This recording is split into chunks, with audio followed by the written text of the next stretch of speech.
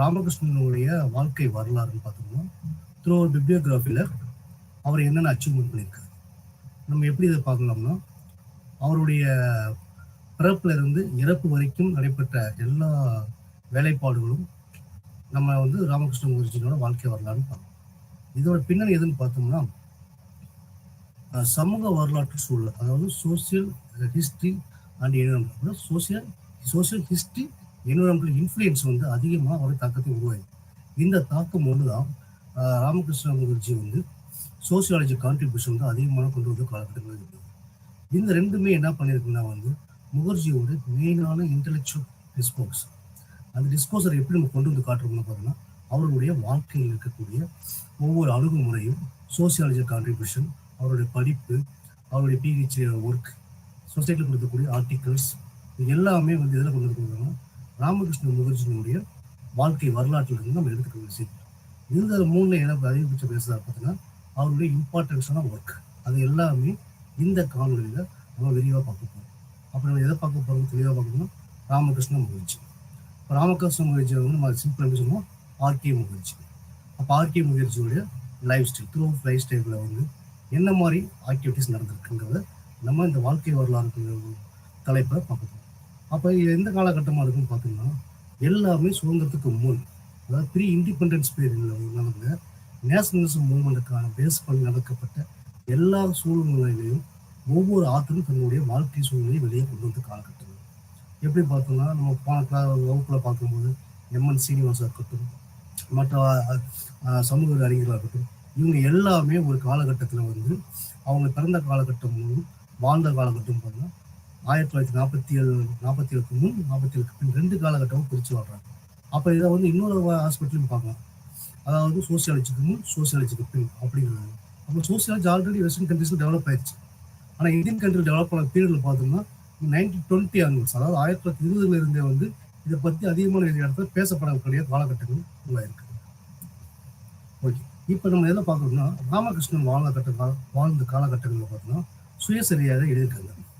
First Ramakrishna Mukherjee வந்து 1917 அதாவது 1917 November 7 west பெங்காலுக்கு Jessore என்ற வந்து அவருக்கு வந்தார். ஸோ அவங்க ஸ்டார்ட் பண்ணி இடம்னா வெஸ்ட் பெங்கால், குஜராத் இந்த மாதிரி ஏரியாவில் இருந்த நிறைய ஸ்காலர்ஸ் இருக்காங்க. அங்கே இருக்கக்கூடிய பொலிட்டிக்கல் மூவ்மெண்ட், அந்த பொலிட்டிக்கல் மூவ்மெண்ட் எப்படி ஒரு மனிதனை வந்து ஒரு சோசியாலஜிஸ்ட் மாற்றுற இடம் வந்து பார்த்தோம்னா நம்ம அந்த வெஸ்ட் பெங்கால் ஏரியாவும் சொல்லலாம். இவரோட தந்தை யாருன்னு பார்த்தோம்னா சசிந்திரராஜ் முகர்ஜி மற்றும் தாயார் பார்த்தீங்கன்னா சதிராணி தேவி. இவங்க 2 பேருமே வந்து முகர்ஜிக்கு வந்து டெவலப்மெண்ட் ஆஸ்பெக்டில் இம்பார்ட்டன்ட் வேலைகளை வந்து இறங்கியிருக்காங்க. அப்போ சதிந்திர முகர்ஜி என்ன பண்ணியிருக்காருன்னா, அவர் வந்து ஒரு விதமான அரசியல் ஆர்வலராகவும் இருந்திருக்காரு. அவருடைய குழந்தை வளர்ப்பு சூழ்நிலையும் அவர் வாழ்ந்த சூழ்நிலையும் எல்லாமே வந்து ராமகிருஷ்ண முகர்ஜியை வந்து மிகப்பெரிய தெளிவுபடுத்திய சமூக சிந்தனையாளராக உருவாக்கப்பட்டது. அப்படி இருக்கும்போது வந்து 1942-46 வரைக்கும் வந்து பங்களாதேஷில் இருக்கக்கூடிய பகுராவில் வந்து பெசன்ட் மூவ்மெண்ட் வந்து அதிகமாக வந்து மூவ் ஆகிடுச்சு. அப்போ என்ன பண்ணார், இவர் வந்து சிபிஐ கம்யூனிஸ்ட் பார்ட்டி இந்தியா வந்து க்ளோஸ் அந்த நிலையில் வந்து சேர்க்கப்படுறார். ஃபர்ஸ்ட் வந்து என்ன பண்ணால் கம்யூனிஸ்ட் பார்ட்டியில் வரும். அப்போ இந்த கம்யூனிஸ்ட் பார்ட்டி நம்ம பேசும்போது வந்து இது சிம்பிளாக நம்ம தெரிஞ்சுக்கிற ஒரே ஒரு விஷயம் என்னன்னா, ராமகிருஷ்ண முகர்ஜி வந்து பார்த்தோம்னா அவர் பேசிக்காக வந்து ஒரு மார்க்சிஸ்டாக வருது. அப்போ மார்க்சிஸ்ட் ஐடியாலஜி என்ன பண்ணுது வந்து அவரை தன்னை வந்து சோசியாலஜி ஆஸ்பெக்ட்ஸில் உள்ளே கொண்டு வருது. அவன் த்ரூவுக்கு என்ன பண்ணுவாங்க, பெசன்ட் தான் வந்து ஒரு ஆஸ்பெக்ட் இருக்குது. அவன் இந்த பெசன்ட்டோட ஆஸ்பெக்ட் எங்கேருந்து ஸ்டார்ட் பண்ணுறாங்கன்னா, எகெயின் வந்து கிராமத்தில் இருக்கக்கூடிய விவசாயிகளுடைய சூழ்நிலையில் வந்து போராட்டங்கள் வந்து ஒரு காலம் இருக்குது. நம்ம போராட்டங்கள் நேற்று பேசணும் பார்த்தீங்கன்னா, நேற்று பேசுகிற விஷயங்களை பார்க்கும்போது அந்த இடத்துக்கு வந்து அதிகமான வாடகைகள் வந்து காலனி ஆதிக்கம் வந்து செலுத்தப்பட்ட காலம். அந்த காலகட்டங்களில் வந்து ஒவ்வொரு சமூக அறிஞரும் வந்து தன்னுடைய முழு நேர வந்து அரசியல் பயணத்தில் ஈடுபடுத்தி ஒரு சமூக பார்வையை வந்து எல்லாத்தையும் கொண்டு வந்து சேர்க்கணுங்கிறதா சொல்லிக் கொடுத்த காலகட்டங்களாக தான் இருக்கும். அப்படி பார்க்கும்போது வந்து இவர் மெயினான ஒர்க் எப்படி ஸ்டார்ட் ஆகுதுன்னு பார்க்கும்போதுனா, பங்களாதேசத்தில் வந்து மேக்சிமம் ஃபேமைன் அதிகமாக இருக்குது. இப்போ பஞ்சம் வந்து அதிகமான விஷயங்கள் வந்து போயிருக்கு. 1943 பார்க்கும்போது பொதுவாக வந்து அந்த காலகட்டத்தில் மிகப்பெரிய இயற்கை பேரழிவான ஃப்ளட்டாக இருக்கட்டும், அப்புறம் வந்து பஞ்சமாக இருக்கட்டும், பாவத்தை இருக்கட்டும், எல்லாமே வந்து விவசாயிகளுடைய சூழ்நிலை, பின்னணி சூழ்நிலை வந்து அமைஞ்ச காலகட்டங்களாக இருக்குது. இப்போ இந்த பஞ்சத்தில் இந்த பஞ்சம் தான் பேஸான ரிசர்ச் ஆஸ்பெக்டில் வந்து இருக்கக்கூடிய முக்கியமான ஆஸ்பெக்ட். அப்படின்னா பஞ்சம் எப்படி வந்தது, அதோட பின்னணி எப்படி, இதோட காலனியோட ஆதிக்கம் என்னவா இருந்தது, இந்த காலனி ஆதிக்கத்துக்கும் இந்த பஞ்சத்துக்கும் என்ன தொடர்பு இருக்கு, அதை பற்றி தான் வந்து அவர் மிகப்பெரிய எஃபெக்டிவான ரிசர்ச்சை வந்து கொண்டு வந்திருக்காரு. சுமார் வந்து 1940-49 காலகட்டத்தில் பார்த்தீங்கன்னா எகைன் ராமகிருஷ்ணன் வந்து பிரெஞ்சு கம்யூனிஸ்ட் கட்சி உறுப்பினரோட ஒரு நெருங்கிய ரிலேஷன். அப்போ பிரெஞ்சு கம்யூனிஸ்ட் பார்ட்டியில் இருக்கக்கூடிய இந்த மெம்பரோடையும் இவரும் வந்து ஒரு நிறைய ரிலேஷன்ஷிப், நல்ல ஒரு பாண்டர் ரிலேஷன்ஷிப் இருக்கு. இது என்ன, இவரை தன்னைத்தானே மீண்டும் மீண்டும் வந்து கம்யூனிஸ்டிவாதி ஒரு மார்க்சிஸ்ட் பெர்ஸ்பெக்டிவ் இருக்கக்கூடிய மார்க்சிஸ்ட் அப்ரோச்சை வந்து சோசியாலிட்டியில் பார்க்கலாம், சோசியல் லைஃப்பை வந்து எப்படி கொண்டு வரலாம், சோசியல் ரியாலிட்டி எப்படி இருக்குங்கிறத வந்து எந்த அப்ரோச் யூஸ் பண்ணலாம், மார்க்சிஸ்ட் அப்ரோச்சுங்கிறதுக்கான பேஸ் வந்து நம்ம இதை சொல்லலாம். 1948-49 அந்த ஒரு காலங்களுக்கு வந்து பிரெஞ்சு கம்யூனிஸ்ட் கட்சியினுடைய மெம்பர்கிட்ட இருந்து நிறைய கான்ட்ரிபியூஷன் கொடுத்து நிறைய வேலைகள் சொன்னேன். ஸோ இப்படி வளர்ந்து வந்த ராமகிருஷ்ண முகர்ஜி வந்து அவருடைய பிஜி டிகிரியும் சரி, பிஹெச்டி டிகிரி வந்து பேஸ்டான் வந்து கம்யூனிஸ்ட் ரெவல்யூஷன் பேஸ்டான இருக்கக்கூடிய வேலைப்பாடுகளை செஞ்சிருந்து அதில் வந்து பட்டம் பெற்றிருக்காரு. இப்படிப்பட்ட சூழ்நிலை இருக்குதுன்னா 1957 வந்து இந்தியாவில் வந்து இந்தியன் ஸ்டாட்டிஸ்டிக்கல் இன்ஸ்டிடியூஷன் ISI அப்படின்னு சொல்லுவாங்க. அப்போ இந்திய புள்ளி நிறுவனம், அதாவது Indian statistical institution of social, அங்கே வந்து வெஸ்ட் பெங்காலில் வந்து சமூக டிபார்ட்மெண்ட், சோசியாலஜி டிபார்ட்மெண்ட்ல ஃபர்ஸ்ட் வந்து ஒரு அசிஸ்டன்ட் ப்ரொஃபஸரை பணியாற்றக்கூடிய வாய்ப்புகள் அது கிடைச்சிருக்கு. அப்போ இந்த காலகட்டங்கள் பார்த்துட்டு இருக்கும்போது வந்து 1980 இருந்து அவருடைய கல்வி முயற்சிக்கு சில மாற்றங்கள் ஏற்படுது. அப்போ இவருடைய காலகட்டங்கள் நல்லா பாருங்க, அவர் வந்து பிறந்த காலகட்டங்களில் 1980 வரைக்கும், அதாவது பார்த்தீங்கன்னா 1947 80 குறிப்பிட்ட காலகட்டத்தில் அவர் வந்து நிறைய சேஞ்சஸாக கொண்டு வந்திருக்காரு. அந்த சேஞ்சஸ் என்ன மாதிரி சேஞ்சஸ் உள்ள உருவாயிருக்குன்னு பார்த்தோம்னா, ஒவ்வொரு காலகட்டங்களும் எல்லாமே based on the Marxist approach.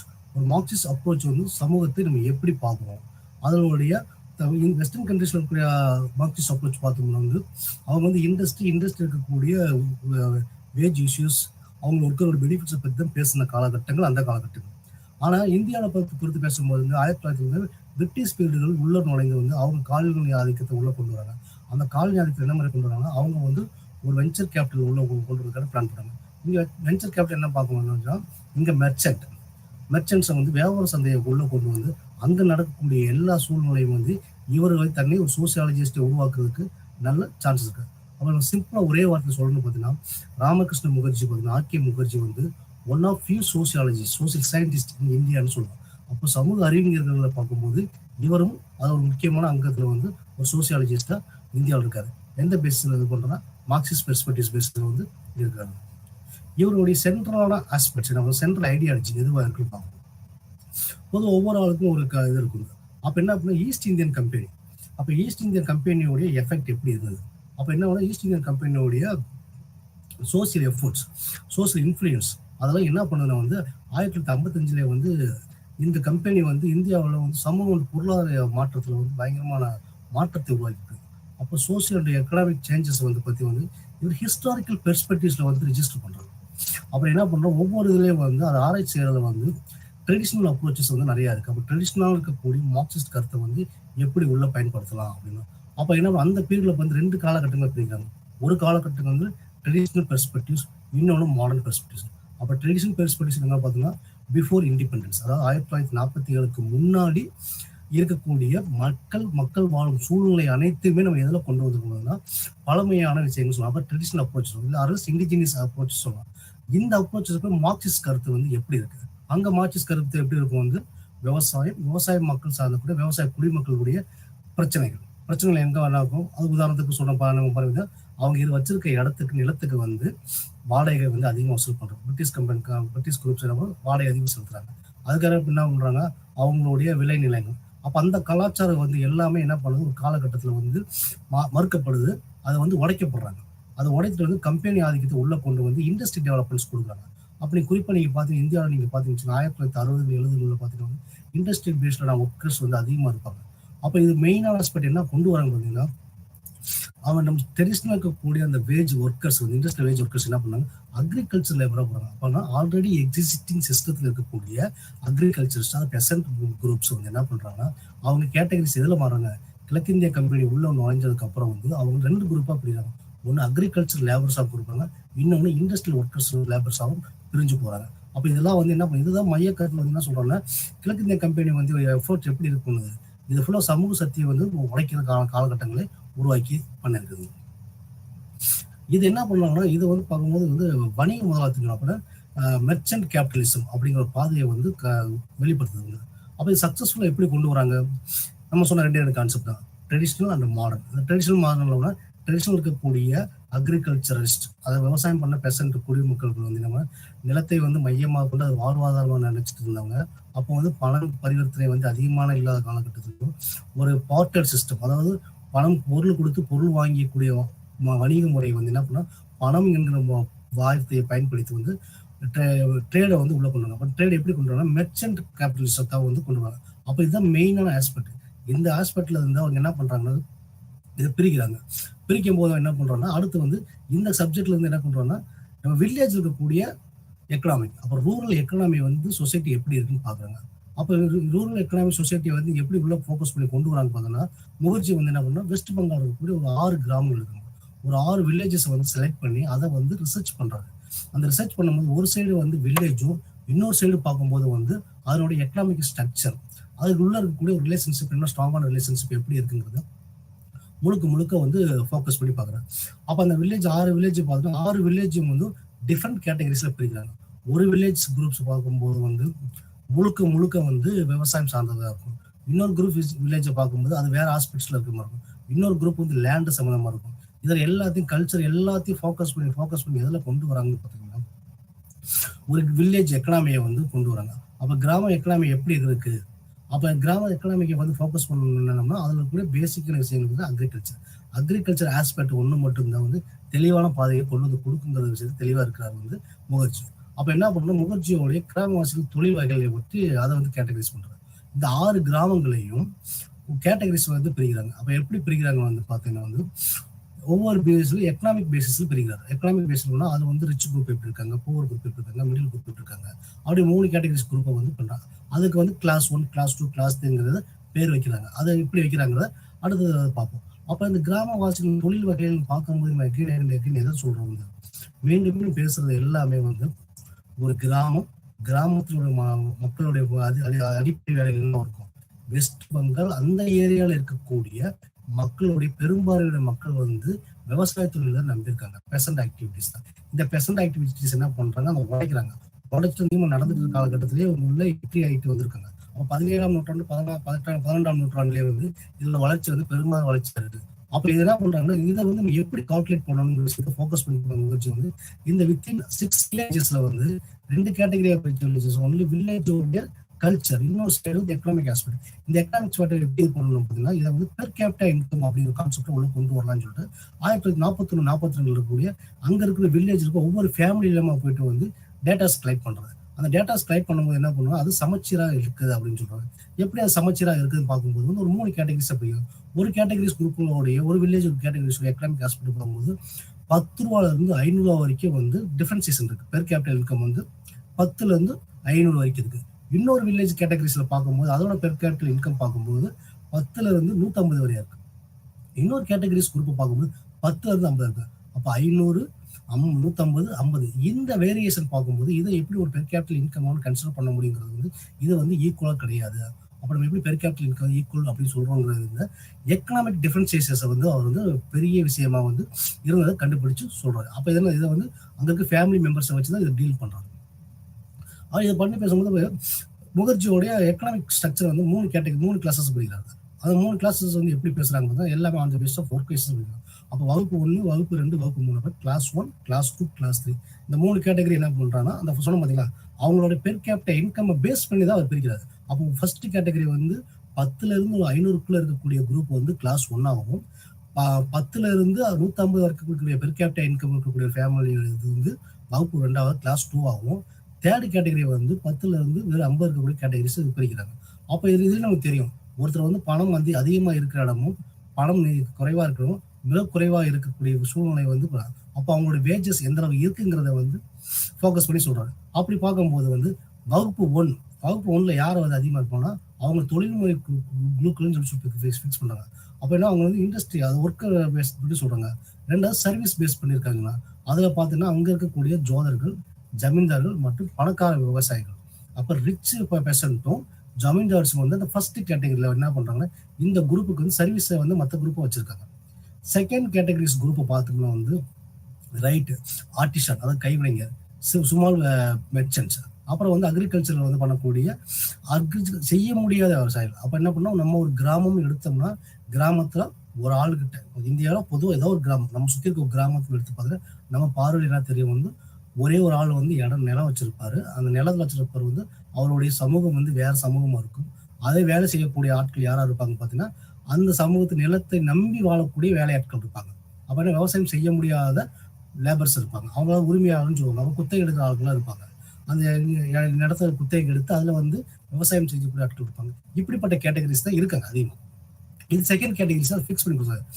Third categories பார்க்கும்போது என்ன பண்ணுறாங்க வந்து அந்த ரயோட் வர்த்தகர் அப்படிங்கிற ஒருத்தரையும் விவசாயத்தில் அக்ரிகல்ச்சர் லேபர்ஸும் மூணாவது பிச்சைக்காரர்கள் அதுக்கப்புறம் அதுக்கு இருக்கிற. அப்போ என்ன பண்ணாங்க இந்த கேட்டகரிஸ் யாருமே இல்லை அப்படின்னா இதை தான் சொல்லுவாங்க ஜட்ஜ்மானி சிஸ்டம்ங்கிற மெத்தடை வந்து இங்கே கரெக்டாக அடாப்ட் பண்ணி இது பண்ணுவாங்க. அப்போ ஜட்ஜ்மானி சிஸ்டம் என்ன பண்ணுவோம்னா ஒரு தொழில் அந்த தொழில் நம்பி இருக்கக்கூடிய மற்ற சர்வீஸ் கேட்டகரிஸ் குரூப் பிரிக்கிறாங்க. அந்த சர்வீஸ் கேட்டகரிஸ் குரூப் யாரும் பார்த்தோன்னா ஒரு லேண்ட் வச்சிருப்பாரு. லேண்டு செய்யக்கூடிய ஆர்டிசன்ஸ் யாரும் இருப்பாங்க. உதாரணத்துக்கு விவசாயம் பண்றாங்க, அந்த ஏற்கலப்பை செய்யக்கூடிய ஒரு ஆசாரி நம்மளுக்கு தேவை.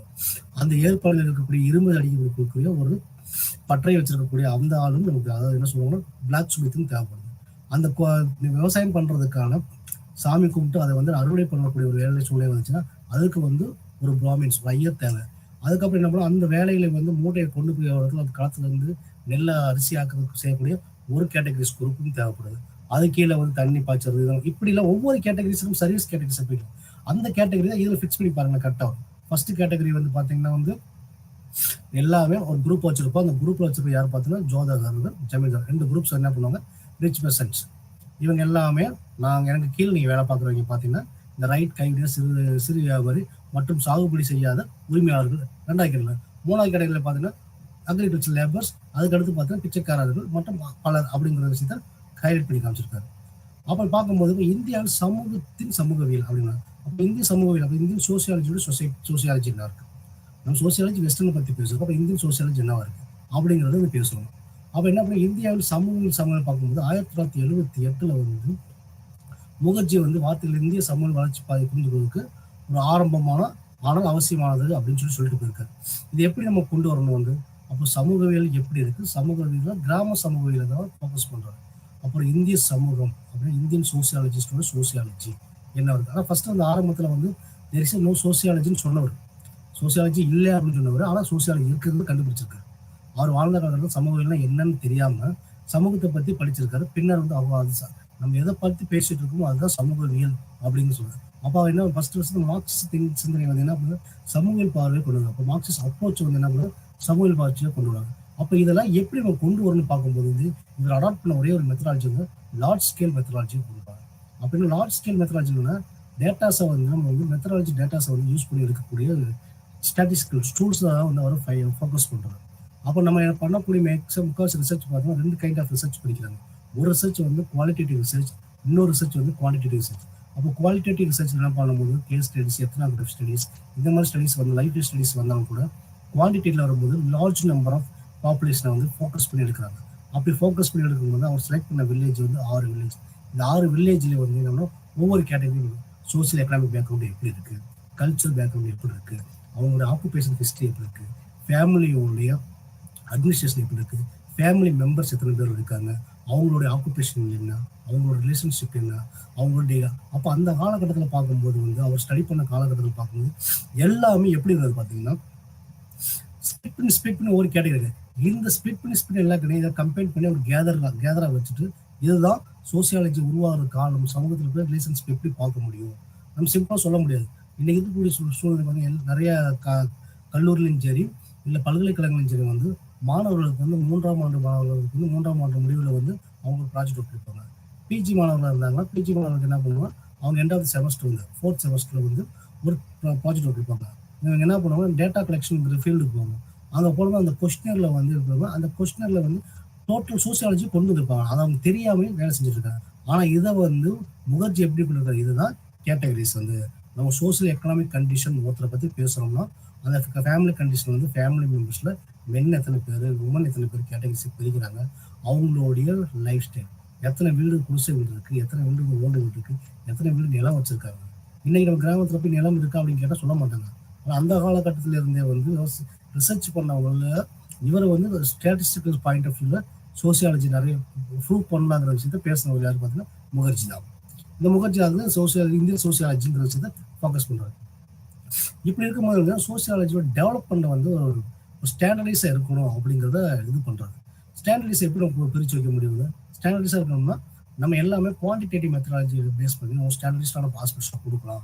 அதை தான் என்னுடைய ரிசர்ச் ஃபுல்லா வந்து ஒரு ட்ரை பண்ணி சொல்லுது வந்து ஒவ்வொரு சூழ்நிலையும் வந்து ஒவ்வொரு வேலையும் வந்து சமூக வளர்ச்சி வந்து எப்படி கொண்டு வந்து கொடுத்துருக்காங்க, முறையான நிலைப்பாடு இருக்கா இல்லையா அப்படிங்கிறத நம்ம ஆய்வு செய்யணும் அப்படிங்கிறத அவரோட ரிசர்ச் கொடுத்துரும். அப்படி ஒரு சொல்லும் போது என்ன பண்ணா அந்த டெவலப்மெண்ட் பீரியடை வந்து 2 பீரியடா பிரிக்கிறாங்க.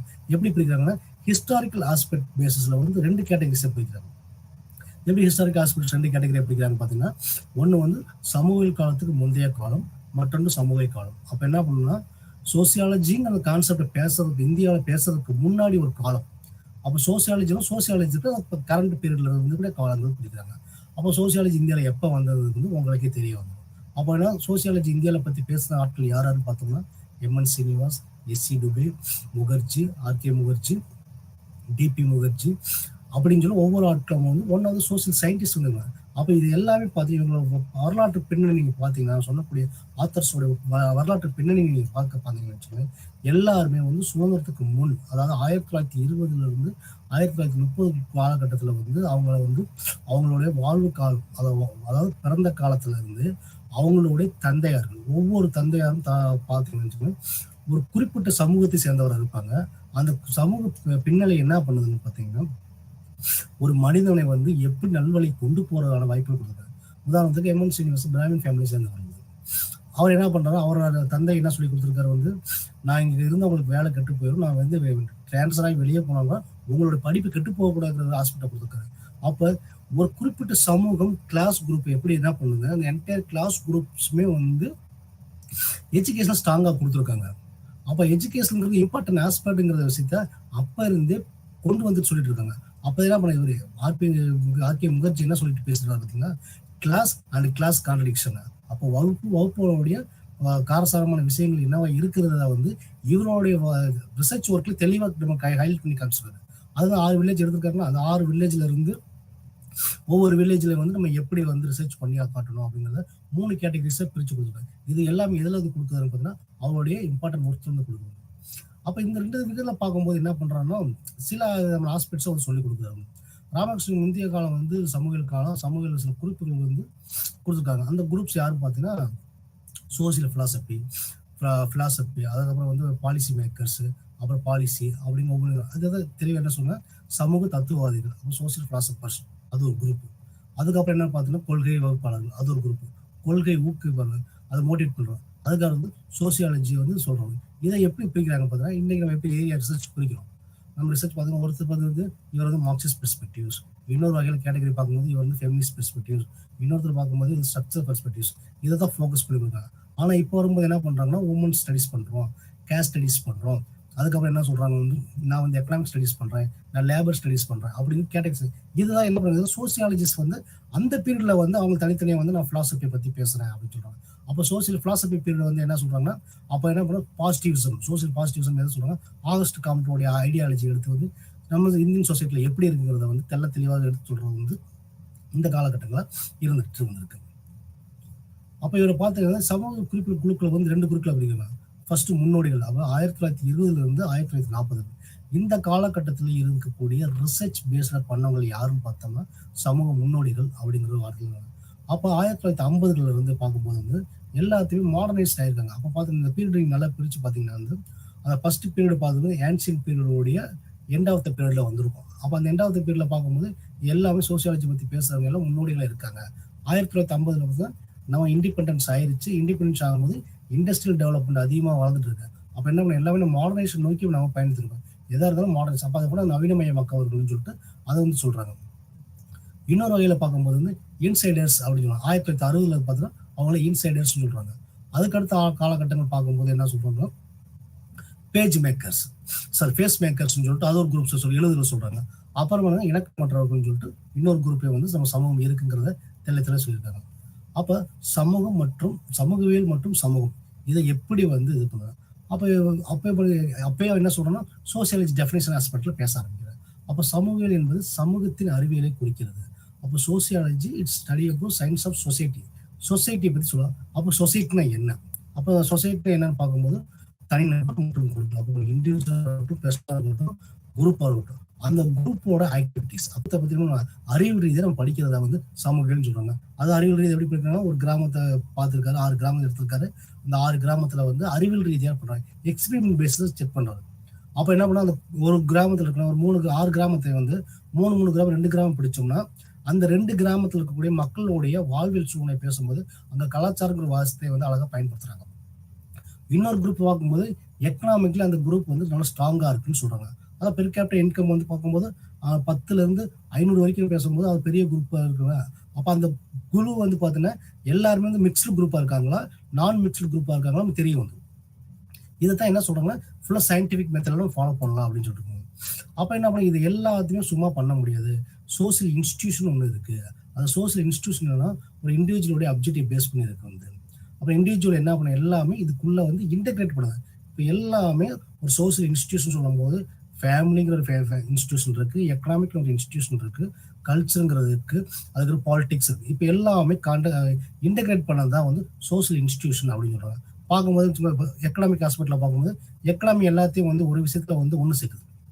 எப்படின்னா பணம்ங்கிற விஷயத்துல வந்து நீ வேலை செஞ்சா உனக்கு பணம் இருக்கும். அப்ப இந்த வேலை யார்கிட்ட செய்ய போறீங்க? ஒரு ஊர்ல இருக்கக்கூடிய ஒரு ஊர்ல நிலப்பரப்பு வேலை செய்யும்போது அவங்களுக்கு கூலி கொடுத்து அந்த சமூகத்தை ஃபுல்லா அவங்களோட கண்ட்ரோல்ல வச்சிருப்பாங்க. இது எக்கனாமிக் ஆஸ்பெக்ட்ஸ் ஆஃப் இன்ஸ்டிடியூஷன் சொல்றோம். ஃபேமிலின்னு பார்க்கும்போது என்ன பண்ணுவோம், அதுக்கு முன்னாடி மேரேஜ் கின்ஷிப்.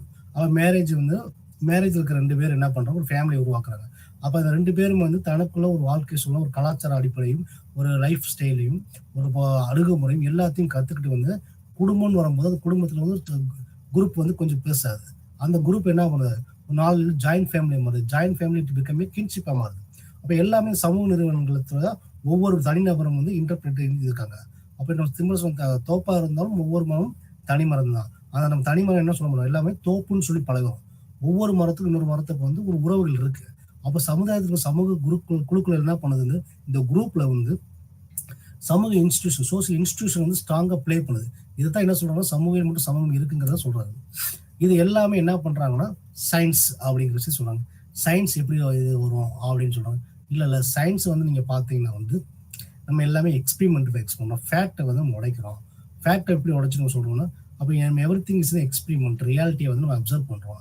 அப்போ இதனால இது வந்து natural science or social science அப்படிங்கிற ஒரு டிபேட் வந்து பிலாசபிக்கல் ஓரியன்டா போயிட்டு இருக்கு. இங்க இவர் என்ன பண்றாரு வந்து சயின்ஸ், அப்புறம் எக்ஸ்பெரிமெண்டேஷன்ல எதை கொடுக்குறாரு பாத்தீங்கன்னா, அந்த அவருக்கு சொன்னக்கூடிய ஒரே அந்த வில்லேஜஸ் ஃபுல்லா எங்க இருக்குன்னா west Bengal, Calcutta, some part வந்து பாகிஸ்தான் இருக்க ஏரியால வந்து அவர் ரிசர்ச் பண்ணியிருக்காரு. அந்த ரிசர்ச் குரூப்ல வந்து 2 விதமான குரூப்ஸை ஃபோக்கஸ் பண்றாரு. ஒரு குரூப்ஸ் வந்து ஹிந்து, இன்னொரு குரூப் வந்து முஸ்லிம்ஸ். இது 2 குரூப்புமே வந்து பாத்தீங்கன்னா வந்து இங்க ஹிந்துங்கிறது ஹைலைட், பிராமின்ஸ் குரூப் வந்து ஹைலைட் பண்ணி காட்டுறாரு. முஸ்லிம் 2 பேரும் வந்து எக்கனாமிக்லி கொஞ்சம் ஸ்ட்ராங்கா இருக்க குரூப்ஸ். இந்த குரூப் சர்வீஸ் பண்ணக்கூடிய ஒரு கேட்டகரிஸ் குரூப் வந்து 3rd குரூப். அப்ப அவருடைய ரிசர்ச் ஒர்க்ல வந்து எப்படி ஹைலைட் பண்ணி காட்டுறாங்க, அதாவது 6 கிராமங்களை எடுக்கும்போது கிராமங்கள்ல வந்து அதிகப்படியான வேலைகளையும் நிலங்களையும் வச்சிருப்பவர் யாரும் பார்த்தோம்னா வந்து ஒரு கேட்டகரிஸ் பார்த்தீங்கன்னா இந்த 100ல இருந்து 10ல இருந்து 500 இருக்கக்கூடிய பெர் கேபிட்டல் இன்கம் இருக்க குரூப்ஸ் பார்த்தோம்னா பிராமின்ஸும் முஸ்லீம்ஸும் அதிகமாக லேண்ட் வச்சிருக்காங்க, சர்வீஸ் பண்றாங்க அப்படிங்க. அதுல இருந்து பாத்தீங்கன்னா அந்த குரூப் அதுல கொஞ்சம் வராத குரூப்ல என்ன பண்றாங்க, எகைன் செகண்ட் கேட்டகரிஸ் குரூப் வராங்க, அதாவது கிளாஸ் 2 குரூப்ஸ்ல வராங்க. அந்த கிளாஸ் 2 குரூப் என்ன பண்றாங்க, அதுல பார்க்கும்போது அவங்க சர்வீஸ் பேஸ்டு. 3rd குரூப் பார்க்கும்போது அதுல வந்து ஒட்டாத இருக்காங்க. அப்படி ஒரு கிராமமும் ஒரு ஊரை எதா இருந்தாலும் நம்ம கண்ணு முன்னாடி தோன்றது எப்படி இருக்கும் வந்து, ஒரு மனிதன் இருக்காங்க, அந்த மனிதன் ஒரு பணக்காரர் இருப்பான், அந்த பணக்காரரை சுற்றி 10 பேர் வேலையாட்கள் இருப்பாங்க. அந்த வேலையாட்கள் அவங்க சொந்தமா இருப்பாங்க, சொந்த பந்தம் இல்லாதவங்க இருப்பாங்க, வெளியிருந்து வேலை செஞ்சவங்க இருப்பாங்க. அதுக்கப்புறம் அது கேட்டகரியில் பார்க்கும்போது வந்து அவங்களுக்கு வந்து இவங்க சர்வீஸ் பண்ற கேட்டகரி இருப்பாங்க. இப்படி ஒரு கேட்டகரி இருக்கு. இதை தான் என்ன சயின்டிபிக் மெத்தட்ல ரிசர்ச் கண்டுபிடிக்க முடியும்.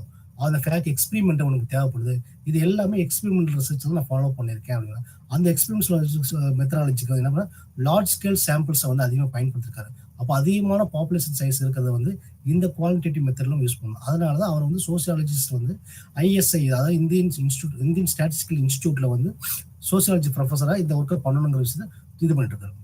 அப்புறம் சமூகம் மற்றும் இயற்கை அறிவியலுக்கு இடையிலான கல்வி பிரிவின் மூலம் வந்து யதார்த்தப்பட்ட அறிவை துண்டாக பிரிப்பதை முகர்ஜி கண்டனம் செய்கிறார். அப்போ என்ன எஜுகேஷன் என்ன பண்ணுது வந்து சொசைட்டிக்கும் எகைன் வந்து நேச்சுரல் சயின்ஸ், அதாவது social science and natural science அப்படிங்கிற விஷயத்த வந்து எஜுகேஷன் ஆஸ்பெக்டோடைய கான்செப்ட் வந்து என்ன பண்ணா அதை வந்து இது பண்ணுது, அதை ஸ்பிளிட் பண்ணுது, அப்படிலாம் கிடையாதுங்கிற விஷயத்த அவர் ஸ்ட்ராங்காக வந்து அதை எதிர்க்கிறாரு. அப்போ என்ன சமூக அறிவியலுடைய பிரிவு வந்து நிபுணத்துவம் என்ற பேர்ல அதிகரிக்குது. அப்போ என்ன இதை வந்து ரெண்டையும் மிக்ஸ் பண்ணி வந்து சோசியல் சயின்ஸ் அப்படிங்கிற ஸ்ட்ராங். அப்போ இந்தியாவில் சோசியல் சயின்ஸ் ஸ்ட்ராங் ஆனதுக்கு ஒரு முக்கியமான ஆளுமை யாரும் பார்த்தோம்னா இவராக தான் இருக்காரு, ஆர்கே முகர்ஜியும் இருக்காரு.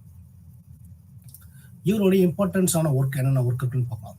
இவர் இம்பார்ட்டன்ஸான ஒர்க்குன்னு நீங்கள் பார்த்தீங்கன்னா வந்து ஃபர்ஸ்ட் ஒர்க் வந்து இந்த டைனமிக்ஸ் ஆஃப் ரூரல் சொசைட்டி. அப்புறம் சொசைட்டி வந்து எப்படி எந்த டைனமிக்ஸ் ஆகுது, ஒவ்வொரு சூழ்நிலையும் வந்து ஸ்டாட்டிக் கிடையவே கிடையாது. அந்த ரூரல் சொசைட்டி கிராம சமூகம், கிராம பொருளாதாரம் வந்து ஒரு நிலையான பொருளாதாரம் கிடையாது. அப்போ எப்படி சொல்றாரு, ஒரு பொருளாதாரம் அங்க இருக்க மனிதர்கள், அங்க இருக்க மனிதர்களுடைய தொடர்புல இருக்க பொருளாதாரம் என்ன பண்ணும் குறிப்பிட்ட காலகட்டத்தில் எப்படி மாறுது பார்த்தீங்கன்னா கேபிட்டல், அதாவது மெர்ச்சன்ட் கேபிட்டலிசம் உள்ள வந்ததுக்கு அப்புறம் என்ன பண்ணா அக்ரிகல்ச்சர் லேபராகவும் அக்ரிகல்ச்சர் ஒர்க்கர்ஸ் ஆகும், இண்டஸ்ட்ரியல் ஒர்க்கர்ஸாகவும் சேஞ்சுறாங்க. இதுதான் வந்து அந்த டைனமிக்ஸ் ஆஃப் ரூரல் சொசைட்டிங்கிற கான்செப்ட்ல பேசியிருக்காரு. அந்த புக்ல வந்து அது தெளிவாக சொல்லியிருக்காரு. அதுக்கப்புறம் இந்தியாவில் சமூகவியல் யாரு, அப்போ இந்தியாவில் சோசியாலஜிஸ்ட் யாருன்னு பார்த்தீங்கன்னா அந்த சோசியாலஜிஸ்டோட சோசியல் டிரான்ஸ்ஃபர்மேஷன் எப்படி இருக்கு. இந்த சோசியல் டிரான்ஸ்ஃபர்மேஷன் வந்து பார்க்கும்போது வந்து இவர் வெஸ்டர்ன் கண்ட்ரீஸ்ல போயிட்டு இருக்கும்போது வந்து இவர் வந்து ஸ்கல் அண்ட் ஸ்கல்டன்ஸ் அப்படிங்கிற ரிசர்ச்சை வந்து ஸ்டடி பண்ணிருக்காரு. அந்த ஸ்டடீஸ்ல வந்து இந்தியன் சோசியாலஜிஸ்ட் தேவைப்படுங்கிற விஷயம் அந்த புக்ல இருந்து அவர் சொல்லியிருக்காரு.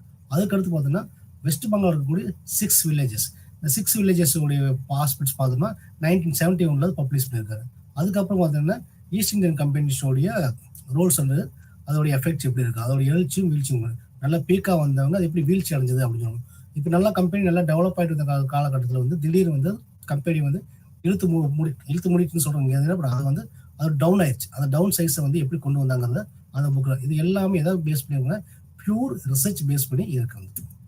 நம்ம இது நாள் வரைக்கும் பார்த்தது ஃபுல்லாக பார்த்தீங்கன்னா ஆர்கே முகர்ஜியோடைய வாழ்க்கை வரலாறுல வந்து ஒரு முக்கியமான படைப்புகளை வந்து சொல்லிட்டு போயிட்டாரு. அதுக்கு அடுத்து பார்த்தோம்னா ரெண்டாவது வந்து ஒரு பெண்மைவாதி வராங்க. இங்க பெண்மைவாதி பார்த்தீங்கன்னா லீலா தூபே. அப்போ தூபேயோட மனைவி எஸ்சி தூபே இருக்காங்க, அவங்களோட மனைவி தான் வந்து லீலா. இவங்க வந்து ஒரு பெண்மை உமன் ஆந்த்ரோபாலஜிஸ்ட் சொல்லலாம். உமன் ஆந்த்ரோபாலஜிஸ்ட் வந்து உமனுக்காண்டி இது பண்ணுவாங்க. மெயினான விஷயங்களை தான் ஃபோக்கஸ் பண்ணுறாங்கன்னு பார்த்தோம்னா உமனோட லைஃப் ஸ்டைலை வந்து ஃபோக்கஸ் பண்ணி பேசக்கூடிய காலகட்டங்கள் அந்த காலகட்டங்கள். அப்போ இவரை பற்றி நம்ம எப்படி பார்க்கணும்னா லீலா துபேயோட வாழ்க்கை வரலாறு. அப்போ அவங்க பிறந்து திருமணமாகி அதுக்கப்புறம் சமூகத்தில் ஆற்றிய பங்குகளை ஃபுல்லாக ஒரு தொகுத்து வந்து ஒரு நூல், ஒரு பயோகிராஃபி ஸ்கெட்சை கொடுக்குறத வந்து லீலா துபேயோட வாழ்க்கை வரலாறு. ரெண்டாவது பார்த்தோம்னா இவங்களும் நம்ம ஆர்கே முகர்ஜி போல வந்து சோசியல் ஹிஸ்டரியோட என்விரான்மெண்டோட இன்ஃப்ளூயன்ஸ் வந்து அதிகமாக இருக்கு. ஸோ இதுதான் அவங்க அவுட்லைன் பண்ணி காட்டுறாங்க. அவங்க வந்து அண்டர்லைன் பண்ணி காட்டும் போது எல்லாமே ஹிஸ்டாரிக்கல் ஆஸ்பெக்ட்ஸ்ல இருக்கக்கூடிய என்விரான்மெண்டல் சிச்சுவேஷன் வந்து எப்படி சோசியாலஜி சேஞ்ச் பண்ணுது, இது எல்லாமே இவங்க மைய கருத்துக்குள்ள எதாவது அவங்களுடைய ரிசர்ச் ஒர்க்கை பேஸ் பண்ணி தான் இருக்கு. அவங்க ரிசர்ச் ஒர்க் பார்த்தீங்கன்னா அந்த காலகட்டத்தில் அவங்க பிஹெச்டி பண்ணிட்டு அந்த பிஹெச்டியில் இருக்கக்கூடிய ஒவ்வொரு அவுட்கமையும் எடுத்து வந்து ஒவ்வொரு பப்ளிகேஷன் பண்றாங்க. அது புக்காக இருக்கட்டும், ஆர்டிகல் இருக்கட்டும். இதுதான் மெயின் இம்பாக்ட். இந்த இம்பாக்ட் ஃபுல்லாக என்ன பண்றாங்கன்னா ஸ்ட்ரக்சரைஸ் பண்ணிட்டு வந்து நம்ம மாணவர்களுக்கு படிக்கிறதுக்கு கொடுக்குறாங்க. நம்ம அப்படி பார்க்கும்போது வந்து ஆகஸ்ட் காம்ப்டா இருக்கட்டும், எமில் டர்கீமா இருக்கட்டும், அதுக்கப்புறம் வந்து வெப்பரா இருக்கட்டும், இவங்களோட படைப்புகளை தான் நம்ம இன்னைக்கு வந்து சமூகத்தில் வந்து சமுதாயத்துல சமூகவியல் என்ற பாடத்திட்டத்தை நம்ம படிச்சுட்டு வரோம். அவங்க என்ன பண்ணுவாங்க, ஒவ்வொருத்தரும் ரிலீஜியஸ் மையப்படுத்தி ஒருத்தர் சொல்லியிருப்பாரு, ஒருத்தர் எக்கனாமிக்ஸ் ஆஸ்பெக்ட் பத்தி சொல்லியிருப்பாரு, ஒருத்தர் எஜுகேஷன் பத்தி சொல்லியிருப்பாரு. இப்போ இவங்க எதை பத்தி சொல்றாங்கன்னு பார்த்தோம்னா பெண்களை பத்தி சொல்றாங்க. பெண்களை பத்தி எப்படி என்ன சொல்றாங்கிறத இப்போ நீங்க பார்ப்போம். அப்ப லீலா தூபே அவங்க பார்த்தீங்கன்னா 1923 அது மார்ச் 27 வந்து மகாராஷ்டிரால வந்து இவங்க ஒரு பாரம்பரிய பிராமண குடும்பத்துல பிறந்தது. பாருங்களேன், நம்ம எல்லா சயின்டிஸ்டும் சோசியல் சயின்டிஸ்டும் பார்த்தீங்கன்னா hill come from the rich background அப்படிங்கிற சொல்லுவாங்க. ஒவ்வொரு மனிதர்களும் வந்து ரிச் பேக்ரவுண்ட்ல, கல்ச்சர் பேக்ரவுண்ட், எக்கனாமிக்கல் பேக்ரவுண்ட் எல்லாம் பார்த்துட்டு ஹைலி சொபிஸ்டிகேட்டான ஃபேமிலி குரூப்ல இருந்து எஜுகேஷன் ஆஸ்பெக்டை இது பண்றாங்க. அப்ப என்ன பண்ணாங்க, இவங்க காலகட்டத்துல இருந்து எஜுகேஷனுக்கு ஒரு இம்பார்ட்டன்ட் கொடுத்துருக்காங்கிறது தெரியும். இன்ன வரைக்கும் நம்ம ஃபாலோ பண்ணி பார்க்கலாம். அப்போ நம்ம ஒரு பிராமண குடும்பத்தில் பார்க்கும்போது என்ன பண்றாங்க, இன்னைக்கு நம்ம ஃபாலோ பண்றோம் பார்த்தீங்கன்னா கறி சாப்பிடக்கூடாது, நான்வெஜ் சாப்பிடக்கூடாது, வெஜிடேரியன் இருக்கணும், டீ டோட்டலாக இருக்கணுங்கிறது வந்து என்ன பண்ணுவோம், இவங்களோட ஹாஸ்பிட்டல் இருந்து பேசுவோம். இதை நம்ம ஒரு வகையில் இப்படி சொல்லலாம், இதோட சான்ஸ்கிரிட்டோட இம்பாக்ட் கூட இருக்கலாம். அப்படி இந்த பீரியட்ல பார்க்கும்போது இவங்க இந்த பீரியட்ல வந்து யாரோட தந்தையா இருக்காருன்னு பார்த்தீங்கன்னா வந்து இவங்க தந்தை வந்து ஒரு நீதித்துறையில வந்து பணித்து புரிந்த ஒரு தந்தை. இவர் அந்த ஸ்டேட்ல வந்து மகாராஷ்டிரா ஸ்டேட்ல வந்து பார்த்தீங்கன்னா வந்து இவங்க குடும்பம் வந்து எல்லா இடத்துக்கும் டிபார்ட்மெண்ட், நீதித்துறை லா டிபார்ட்மெண்ட்ல வேலை செஞ்சவர் என்னன்னா எல்லா இடத்துக்கும் அவங்க குடும்பத்தை வந்து கொண்டு போய் சேர்க்கிறாரு. அப்ப என்ன செய்யும் போதுன்னா அவங்களுடைய ஒவ்வொரு இடத்துல போகும்போது அவங்க புதுமையான விஷயம் கத்துக்கிறாங்க. அப்போ ஒரு பெண் வெளியே செல்லும் போது அங்க இருக்கக்கூடிய வாழ்வியல் சூழ்நிலையில் நடக்கக்கூடிய யதார்த்தத்தை வந்து அவங்க மனது ஆழ்மையை தூண்டி இருக்கு. அந்த தூண்டுதலுக்கு தான் அவங்க மிகப்பெரிய சோசியாலஜிஸ்ட் வர்றதுக்கான வாய்ப்புகள் உருவாயிருக்கு. இவங்களுக்கு பாத்தீங்கன்னா 3 சகோதரிகளும் ஒரு சகோதரன். அப்போ 3 பெண் குழந்தை இருக்கிறவங்க வந்து ஒரே ஒரு ஆண் குழந்தையோட வாழ்ந்து வந்திருந்தாங்க. இங்க ஆண் குழந்தை ஆண் நண்பர் ஆண் சகோதரனோடு வந்திருக்காங்க. இப்படி பார்க்கும்போது வந்து பெண்கள் வந்து அதிகமா இருக்கும்போது இது மிகப்பெரிய ஈடுபாடு. அப்போ அவங்க பெண்களை பத்தி ஏன் அதிகமா பேசுறாங்கன்னு தெரிஞ்ச காரணமே வந்து பாத்தீங்கன்னா 3 பெண்களோட இருக்காங்க. அந்த 3 பெண்களை வந்து எவ்வாறு கஷ்டப்பட்டிருப்பாங்க.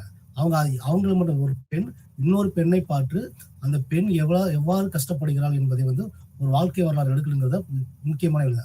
அதுதான் தெளிவா என்ன சொல்லணும், ஒரு குடும்ப சூழ்நிலை ஒரு குடும்ப வாழ்க்கை வந்து ஒவ்வொரு வாழ்க்கையிலும் எப்படி பெரிய தாக்கத்தை ஏற்படுத்துது. அந்த தாக்கத்தை புரிஞ்சுக்கணும். அந்த வாழ்க்கை மட்டும்தான் பயப்படுது. அதுக்கு முக்கியமான விஷயம் என்ன இருக்கும், மேரேஜ் இருக்கும். ஏன்னா மேரேஜ் பார்த்தீங்கன்னா ஒரு பெண் வந்து டூயல் ரோலை ஃபாலோ பண்றாங்க. திருமணத்துக்கு முன் தந்தை வீட்டுல ஒரு ரோலாகவும் திருமணத்துக்கு பெண் வந்து கணவன் வீட்டுல ரோலாக இது பண்றாங்க. அப்ப இதுதான் அவங்க மெயினான இம்பாக்டை வந்து கிரியேட் பண்ணி கொடுத்துருக்குங்கிறத இங்க அவங்க சொல்றாங்க. இப்ப என்ன பண்ணோம்னா இதுல வந்து பார்க்கும்போது இந்த எஜுகேஷன் நம்ம கொஞ்சம் பேசணும். எஜுகேஷன் வந்து ஒரு குறிப்பிட்ட கிளாஸ் குரூப்புக்கு மட்டும்தான் சொந்தமா இருந்துச்சு அப்படின்னு சொல்றாங்க. அப்போ ஒரு குறிப்பிட்ட வகுப்பு நிலையில் இருக்குங்க மற்றவங்களுக்கு வந்து இந்த கல்வி வந்து தேவைப்படுகிற ஆஸ்பெக்ட்ஸை வந்து உருவாக்குனவங்களே பார்த்தீங்கன்னா நம்ம இருக்கக்கூடிய இந்தியன் சோசியல் சயின்டிஸ்ட் தான். எல்லா ஃபியூ சோசியல் சயின்டிஸ்ட்டை பார்க்கும்போது என்ன பண்றாங்கன்னா குறிப்பிட்டு விரல விட்டு சொல்லக்கூடிய சோசியல் சயின்டிஸ்ட் வந்து பெண் கல்விக்கு ஒரு முக்கியமான வழியை வைத்திருக்காரு. அப்படி பார்க்கும்போது வந்து இந்த சூழ்நிலை என்ன பண்ணா லூலா தபே வந்து சிறு வயசுல இருக்கும்போது ராமசத்ரமாஸ் என்கிற இந்து நூல்களையும் மராத்தி மற்றும் பெங்காலி இலக்கியங்கள் நிறைய லிட்ரேச்சர்ஸ் வந்து நாவல்ஸ் வந்து கதை வழியில் இருக்கக்கூடிய மார்க்சிசம் தொடர்பான உலக கிளாசிக் மொழிபெயர்ப்புகள் எல்லாத்தையும் வந்து ரீட் பண்ண ஆரம்பிச்சிருக்காங்க. இப்படி ரீட் பண்ண ஆரம்பிக்க அவங்களுக்கு என்ன அதிகமாக வந்து தன்னைத்தானே வந்து ஒரு தெளிவான சிந்தனையாளராகவும் ஒரு முற்போக்குவாதியாகவும் மாத்துறதுக்கு வந்து இலக்கியங்கள் புத்தகங்களை வந்து அதிகமா பயன்படுத்துறதுங்க வந்து இங்க அழகா அவங்களுடைய வாழ்க்கை வரலாற்றுல தெளிவா சொல்லியிருக்காங்க. வந்து இவர் பாத்தீங்கன்னா வந்து 1957 இருந்து 1975 வரைக்கும் வந்து சாகர் பல்கலைக்கழகத்துல வந்து வேலை பார்த்திருக்காங்க. அப்ப இந்த யூனிவர்சிட்டி சாகர் யூனிவர்சிட்டியில பார்க்கும்போது வந்து என்ன பாங்க அங்க வந்து எஸ்சி துபாய் அப்படின்னா அந்த எஸ்சி துபாயோடைய மனைவி தான் இவங்க என்ன பண்ணிருக்காங்கன்னா அவர் வந்து ஒரு ரிசர்ச் ஒர்க்கை வந்து இது பண்ணிருக்காங்க. ஆந்த்ரோபாலஜிஸ்ட் ஒர்க்கை பேஸ் பண்ணக்கூடிய ரிசர்ச் ஒர்க்ல வந்து இவங்க ஒரு ரிசர்ச் ஸ்காலரா உள்ள போய் டேட்டா கலெக்ஷன் இது பண்ணும்போது அதோட இம்பாக்ட் என்ன பண்றாங்கன்னா 57 இருந்து 75 வரைக்கும் ஸ்டார்ட் பண்ணும்போது ஒரு 3 இயர்ஸ் ஆஃப்டர் 3 இயர்ஸ்க்கு அப்புறம் 96 இயர்ஸ் 1960 என்ன பண்ணிடுறாரு வந்து அந்த காலேஜ்லயே வந்து சாகர் யூனிவர்சிட்டிலேயே வந்து சோசியாலஜிஸ்ட் ஃபேக்கல்ட்டியா உள்ள ஒர்க் பண்றாரு. அப்போ சோசியாலஜிஸ்ட் ஃபேக்கல்ட்டி உள்ள போகும்போது என்ன பண்ணுவாங்க உமன் ஸ்டடிஸை வந்து மெயினாக ஹைலைட் பண்ணக்கூடிய ஸ்டடிஸ் பண்ணுவாங்க. அப்போ உமன் இன் சொசைட்டிங்கிற மெயின் கேட்டகரிஸை அவங்க எடுக்கிறாங்க. அப்போ பார்த்தீங்களா முதல்ல பேசிட்டு இருக்கும்போது ஒவ்வொரு சோசியல் சயின்டிஸ்ட்டும் வந்து அவங்க என்ன எதை கொண்டு வந்து கொடுக்குறாங்க ஒவ்வொரு கேட்டகரிஸ்ல ஃபாலோ பண்றாங்க. ஃபர்ஸ்ட் கேட்டகரி பார்க்கும்போது Marxist perspective, structural perspectives, functional perspectives, அதுக்கப்புறம் உமன் பெர்ஸ்பெக்டிவ்ஸ். அப்போ இதை தானே சொல்றாங்க சமூகத்துல வந்து சமூக சேஞ்சஸ் உருவாகிறது வந்து இது மாறிட்டு இருக்குங்கிறத ஒரு ஆத்தர் வந்து சொல்லியிருக்காரு. அவர் தான் ஆக்கியமூச்சி. அப்ப இந்த லீலா தபே என்ன பண்றாங்க லீலா வந்து பார்க்கும்போது வந்து பெண்கள் படிக்கும் பெண் மாநில தொடங்க வேண்டும் அப்படிங்கிற விஷயம் சொல்றாங்க. அப்ப நம்ம ஆந்த்ரோபாலஜிஸ்ட் நம்ம எதை பத்தி பேசுவோம் ஹியூமன் சொசைட்டி பத்தி பேச ஆந்த்ரோபாலஜிஸ்ட் நம்ம இனிஷியலா எதை பத்தி பேசிட்டு இருந்தாங்கன்னா ட்ரைபல் கம்யூனிட்டி தான் ஆந்த்ரோபாலஜிஸ்ட் அதிகமாக ஸ்டடி பண்ணுவாங்க அப்படின்னு சொல்லிட்டு நம்ம ஒரு சின்ன எண்ணம் இருந்தாலும் கூட அந்த எண்ணத்தை மாத்தி பேசக்கூடிய ஆட்கள் யாருன்னு பார்த்தோம்னா வந்து லூலா தபே. அவங்க என்ன பெண் மாநிலராக மாறுறாங்க. அப்ப பெண் ஆந்த்ரோபாலஜிஸ்ட் எப்படி உமன் ஆந்த்ரோபாலஜிஸ்ட் எப்படி பார்க்கணும் உமனை சுத்தி நடக்கக்கூடிய எல்லா ஆஸ்பெக்ட்ஸ் வந்து நம்ம பேசுவோம். அதை வந்து என்ன பண்றோம்னா ஆன் தி பேஸ் ஆஃப் வந்து கல்ச்சர் பெர்ஸ்பெக்டிவ்ஸ் அப்புறம் என்ன சோசியாலஜிக்கல் பெர்ஸ்பெக்டிவ். இந்த 2 பெர்ஸ்பெக்டிவ்ஸ் வந்து அவங்க லைஃப் லாங் ஃபுல்லா வந்து அப்படியே ஃபாலோ பண்ணிட்டு வந்திருந்தாங்க. அப்ப அவர் இறக்கும் முறை வரைக்கும் அவங்க வந்து ஒரு உமன் ஆந்த்ரோபாலஜிஸ்டாவே இருந்து வந்த காலகட்டங்கள். இவங்களுடைய மெயின் ஆஸ்பெக்ட்ஸ் பார்க்கும்போது வந்து டுவர்ட்ஸ் டு ஈக்குவாலிட்டி சமூகத்தை நோக்கி தான் அவங்களுடைய மிகப்பெரிய வேலைப்பாடுகள் இருந்துச்சு. அந்த சமூக நோக்கி என்ன பண்றாங்கன்னா 1970களுக்கு பின்னாடி என்ன பண்றாங்கன்னா கவர்மெண்ட் ஆஃப் இந்தியா வந்து அவங்கள்ட்ட ஒரு ஒர்க்கை கொடுக்குறாங்க. ஒர்க் என்ன பண்ணா உமன்ஸோட எம்பவர்மெண்ட் ஒர்க்கில் வந்து ஒரு டீம் குரூப்பை ஃபார்ம் பண்ணி அந்த குரூப்ல இருந்தவங்க என்ன பண்றாங்க ஒரு முக்கியமான வேலைகளை கொடுத்து அந்த ஒரு ரிப்போர்ட்டை வந்து கவர்மெண்ட் சப்மிட் பண்ற வேலையில பண்றாங்க. அப்போ சமூகத்தை நோக்கி எப்படி போறாங்க வந்து பாத்தீங்கன்னா வந்து அவங்களுடைய ஒர்க்ஸ் அவங்க பிஹெச்டி பண்ணிட்டு இருந்த காலகட்டத்தில் ரிசர்ச் பண்ண காலகட்டத்தில் அவங்க ஒரு ஸ்காலராகவும் ஒரு டீச்சிங் ஃபேக்கல்ட்டியா இருந்த காலகட்டத்தில் உமனோட எம்பவர்மெண்ட் உமனோடைய சொசைட்டியோடைய ஸ்டேட்டஸ் அது ஈக்குவலாக இருக்கா இல்லையாங்கிறத வந்து ஃபோக்கஸ் பண்ணுறதுக்காண்டி அவங்க வந்து இந்த வேலையில ஸ்டார்ட் பண்ணிட்டு இருந்தாங்க. அதுதான் முக்கியமான பங்கு. அந்த முக்கியமான பங்கு தான் வந்து அவங்க ஒட்டுமொத்த டேர்னிங் பாயிண்ட்ல வந்து பெண்ணை நோக்கி அவங்க பயணம் செய்ய ஆரம்பிச்சாங்க. அப்ப இந்த ரிப்போர்ட்டை வந்து 1974 வந்து இந்தியன் கவர்மெண்ட்ல சப்மிட் பண்ணி கொடுத்துருக்காங்க. அப்ப என்ன பண்ணுவாங்க, அடுத்த கேட்டகரிஸ் என்ன பார்க்கும்போதுன்னா பெண்கள் மற்றும் உறவினர். அப்ப என்னன்னா உமன் அண்ட் கின்ஷிப். அப்போ உமன் கின்ஷிப் என்ன பண்றாங்க, லீலா துபே வந்து செக்ஸ் பத்தி ஜெண்டரை பத்தி அதிகம் படிக்கிறதுக்கான இம்பார்ட்டன்ஸ் கொடுக்குறாங்க. இம்பார்ட்டன்ஸ் அதுல வந்து ஜெண்டரோட ரோல் எப்படி இருக்கு, உமனோட ரோல் எப்படி இருக்கு, அதோட கின்ஷிப் எப்படி மாறுதுன்னு, இதுதான் வந்து அவங்களுடைய importance point of our research work இருக்கு. அவங்களுடைய ரிசர்ச் ஒர்க்ல எதாவது ஃபாலோ பண்றாங்க, அவங்க ஆய்வுல வந்து இந்த பாலினம் எப்படி இருக்கு அப்படிங்கிறது. ஏன்னா வந்து பாத்தீங்கன்னா சமூகத்துல வந்து பாலினத்தை புரிந்து கொள்வதற்கு வந்து ஒரு பொருத்தமான சூழ்நிலை வந்து அதை நமக்கு அண்டர்ஸ்டாண்ட் பண்ணி கொடுத்துருக்கு. அதுக்கு முந்தின வரைக்கும் வந்து என்ன பண்ணது, படைப்புகள் அவங்க படைப்புகள் இல்லாத காலகட்டத்தில் வந்து பெண்ணை வந்து நம்ம வந்து ஒரு பொருட்டாவே மதிக்கல. இவங்க வந்த காலகட்டத்தில் பெண்களை பத்தி அதிகமான பேச்சுக்களும் எழுத்துக்களும் எல்லாமே வந்து டெக்ஸ்ட் மூலியம் வெளிவர நிறைய பேர் அதை படிச்சு வந்து பெண்களை எப்படி பார்க்கலாம், பெண்களை வந்து நம்ம எவ்வாறு மாத்திக்கலாங்கிற விஷயத்த சொல்லிடுவாங்க. ஸோ அதோட இம்பாக்ட் இன்னைக்கு நிறைய ஃபெமினிஸ்ட் உமன் பெர்ஸ்பெக்டிவ்ல பேசக்கூடிய ஆண்களும் சரி பெண்களும் சரி தமிழ் அறிஞர்களும் சரி இலக்கியவாதிகளும் சரி எல்லாத்தையும் வந்து இது பண்றாங்க. அப்ப இந்த பெண் வந்து பெண் உறவினரை பார்க்கும்போது பெண் வந்து நம்ம முதலே பேசுன மாதிரி தான் பெண்ணை வந்து ஒரு கேட்டகரியில நம்ம பார்க்கலாம். ஒரு கேட்டகரியில பெண் தன் தந்தை வீட்டில் இருக்கக்கூடிய ஒரு பெண்ணாக பார்க்கணும். இன்னொரு கேட்டகரியில பார்க்கும்போது கணவன் வீட்டு செல்லும் போது மனைவிங்கிற ரோல்ல வந்து பார்க்கணும். ஆனா இதே பெண் வந்து ஒரு தலித் கம்யூனிட்டியில பிறந்து பேசுறாங்க, அந்த பெண்ணை தலித் பெண்கள் அப்படின்னு சொல்லிட்டு இன்னொரு கேட்டகரி பிரிக்கிறோம். அப்ப பெண் வந்து எங்க வேணா போனாங்கன்னா பெண்கிற ஒரு வார்த்தை அவங்க எந்தெந்த சமூகத்துல எந்தெந்த இடத்துல இருக்காங்களோ அதுக்கு தகுந்தாப்புல இவங்க பெண்கள் மாறுது. இவங்க வந்து ஒரு பிராமின் பெண்மொழி இருக்கிறனாலதான் இவங்க ஹையர் ஸ்டடிஸ் பண்ணிக்க முடியும். அந்த காலத்துல வந்து எஜுகேஷனுக்கு ஆஸ்பெக்ட்ஸே கிடையாது. அதனாலதான் இன்னைக்கு பாத்தீங்கன்னா தமிழ்நாடு ஹையர் எஜுகேஷன் கவுன்சில் பாத்தீங்கன்னா ஒரு முக்கியமான இம்பார்ட்டன்டான ஆஸ்பெக்ட்ஸ் என்ன கொடுக்குறாங்க, பெண் கல்விக்கு முக்கியத்துவம் கொடுக்கறதுக்காண்டி இந்தியாவில் இருக்கக்கூடிய தமிழ்நாட்டில் பொதுவாக இருக்கக்கூடிய எல்லா இடத்துலயும் வந்து தனியார் கல்லூரியா இருக்கட்டும் அரசாங்க கல்லூரியா இருக்கட்டும் வந்து பெண்களுக்கு ஒரு இம்பார்ட்டன்ஸ் பிளேஸ் கொடுக்காங்க. அது கிராம பெண்களுக்கு வந்து கல்வி முக்கியம்னு சொல்லிட்டு வந்து எல்லாத்தையும் இது பண்றாங்க. ஸோ இதுதான் வந்து நம்மளுடைய டெவலப்மெண்ட்ஸ். இந்த டெவலப்மெண்ட்ஸ் எங்க கொடுத்துருக்காங்கன்னா லீலா துபேவுடைய ஒர்க் வந்து நம்ம வெளியே கொடுத்துருக்காங்க. அப்ப இது என்ன பண்றாங்கன்னா வந்து இது வந்து அவங்க பரம்பரை வந்து எப்படி மாறுது, இந்த பரம்பரை மாறுதுன்னு பார்க்கும்போது பரம்பரை வந்து ஒண்ணு, ரெண்டாவது வந்து அவங்க ரிசோர்ஸ் வந்து எப்படி டிஸ்ட்ரிபியூட் பண்றாங்க, அவங்களுடைய உமனுடைய ஜெண்டர் எப்படி இருக்கு, வந்து அந்த ஜெண்டர் வந்து போய் செக்ஸை எப்படி மாத்துறாங்க, பெண்களுடைய இண்டிவிஜுவாலிட்டி எப்படி இருக்கு, அவங்களுடைய ஒர்க் எப்படி இருக்கு, வந்து அவங்களோட வாழ்க்கை லைஃப் ஸ்டைல் எப்படி இருக்கு, மேரேஜ் எப்படி இருக்கு, அவங்க நியூட்ரிஷன் எப்படி இருக்கு, அதுக்கப்புறம் வந்து அவங்க எஜுகேஷன், இது எல்லாமே வந்து ஒரு உறவு முறைக்குள்ளே வந்து எல்லாம் சிக்கிக்கிட்டு இருக்கு. இது ஆராய்வு மூலம் வந்து பெண்கள் வந்து அன்றாட வாழ்வையில வந்து அவங்களுக்குள்ள ஒரு டிஃபரன்சஸ் வந்து தெளிவா பார்க்க முடியும் அப்படிங்கறது என்ன சொல்றாங்க வந்து சொல்றது வந்து பாத்தீங்கன்னா வந்து லீலா துபே வந்து சொல்றாங்க. அப்ப இந்த துபேயோட கான்செப்ட் பார்க்கும்போது என்ன கான்செப்ட் சொல்றாங்க, மேரேஜா இருக்கட்டும் சரி செக்ஸா இருக்கட்டும், அப்ப எல்லாமே டிஃப்ரெண்ட் கேட்டகரிஸ். அப்ப எல்லாமே வேறுபாடுகள் அதிகமா இருக்கு. அவங்க பரம்பரையா வந்து பெண்கள் எப்படி இருந்திருக்காங்க, ஒரு பெண் வந்து ஒரு குடும்பத்துல வந்து அவங்க வீட்டுல சமையல் செய்யறதுக்காகவும் வீட்டுல பாத்திரங்கள் கண்டு மட்டும் கிடையாது. அவங்க கல்வின்னு ஒரு இடத்துக்கு வரும்போது, திருமணம் ஒரு இடத்துக்கு வரும்போது வந்து பெண்கள் தனிமையா இருக்கும்போது என்ன மாதிரி விஷயங்கள் நடக்குதுன்னு பார்ப்பாங்க. அப்ப அந்த காலகட்டத்தில் பார்க்க விடோ உமன்ஸ் இருப்பாங்க, சிங்கிள் பேரண்ட் உமன்ஸ் இருக்காங்க. அப்ப இவங்களுடைய கல்ச்சர்ஸ், அப்போ ஒவ்வொரு மனிதனும் அவங்க சுத்தி இருக்க குரூப்ஸ் இருக்கக்கூடிய கலாச்சாரம் அதிகமா இருக்கும். அந்த கலாச்சாரம் தன் குழந்தைய வளர்க்கும் போது எக்கனாமிக் ஆஸ்பெக்ட்ஸ் எப்படி இருக்கும், இதெல்லாம் எல்லாமே கேட்டகரைஸ் பண்றாங்க. எப்படி இருக்கட்டும் த்ரூ வந்து ஆந்த்ரோபாலஜிக்கல் மெத்தடாலஜி ஆஸ்பெக்ட்ஸ்ல இது பண்றாங்க. அப்ப பெண்களோட இருந்து பெண்களுடைய வாழ்க்கை சூழ்நிலை எப்படி பார்க்கணும், அப்ப பெண்களை வந்து அந்த காலகட்டத்துல வந்து எத்தனை வயசுல வந்து திருமணம் செய்து கொடுத்தாங்க, திருமணம் செய்து கொடுத்த காலகட்டங்கள் எப்படி இருந்தது, அவங்களுடைய கணவருடைய வேலைப்பாடுகள், அவங்க செய்யக்கூடிய வேலைகள், அதே கூட்டு குடும்பம் இருக்கக்கூடிய நிர்வாகம், இது எல்லாத்தையும் நம்ம பார்க்குறோம்.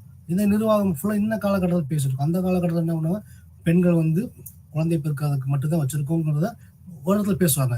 ஆனா இன்னொரு பாருங்க அவங்க டிவிஷன் ஆஃப் லேபர்ங்கிற கான்செப்டுக்கு அவங்க இம்பார்ட்டன்டான ரோல் பிளே பண்ணியிருக்காங்க. அப்புறம் வேலையை பிரிச்சு கொடுக்குற இடத்துல நம்ம என்ன பண்றாங்கன்னா வந்து பெண்களுக்கு இந்த மாதிரி வேலை கொடுக்கணும், ஆண்களுக்கு இந்த மாதிரி வேலைகள் கொடுக்கணும், குழந்தைகளுக்கு இந்த மாதிரி வேலைகள் கொடுக்கணும், டிவிஷன் ஆஃப் லேபர் வந்து பிரிச்சு கொடுக்குறாங்க. அப்ப அதுல வந்து இம்பார்ட்டன்ட் ரோல் வந்து பெண் அவங்களுக்கு தெரியாம வேலை செஞ்சு கொடுத்துருக்காங்க. இது எல்லாமே நம்ம எதில் கொண்டு வந்து கொடுக்கணும்னா இதில் டிஃபரன்சியேஷன். அப்போனா அவங்களோட டெய்லி லைஃப் ஸ்டைலில் இருக்கக்கூடிய ஒர்க் பண்ணுறக்கூடிய டிஃபரன்சியேஷன் நம்ம ரிசர்ச் மூலியமா கொண்டு வரலாம். அப்போ ரெண்டு இருக்கணும், என்ன வேணும் காமன் ஃபீச்சர்ஸ், காமனான ஒற்றுமையான விஷயங்கள் என்ன இருக்குன்னு பார்த்தீங்கன்னா வந்து பெண்கள் எல்லாமே டெவலப்மெண்ட் ஆஸ்பெக்ட்ஸ் நோக்கி போறாங்க. இன்னொன்று டிஃப்ரெண்ட் கேட்டகரிஸ்ல இருந்தாலும் கூட அவங்கள நம்ம எப்படி கொண்டு வரோம், அவங்கள வந்து ஒரு ஸ்பேஸ் கொடுக்குறோம்.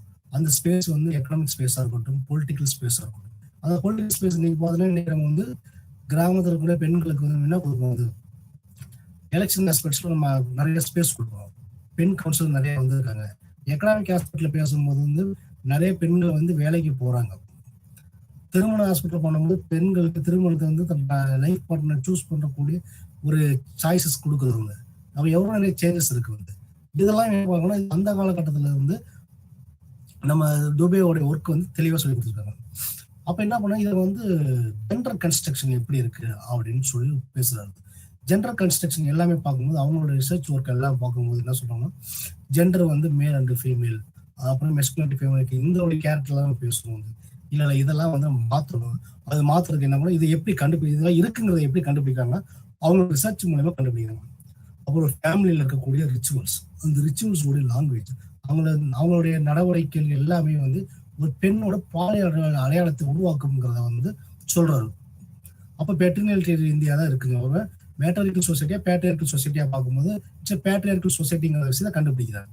அப்ப ஒரு பெண்ணை வந்து குடும்பத்தில் நிர்வாகம் பண்றது யாரு, ஒரு ஆண். அந்த ஆண் யாரா இருப்பாங்கன்னா அந்த வீட்டுல இருக்கக்கூடிய மாமனாரா இருப்பாரு, இல்லைன்னா தாத்தாவா இருப்பாரு.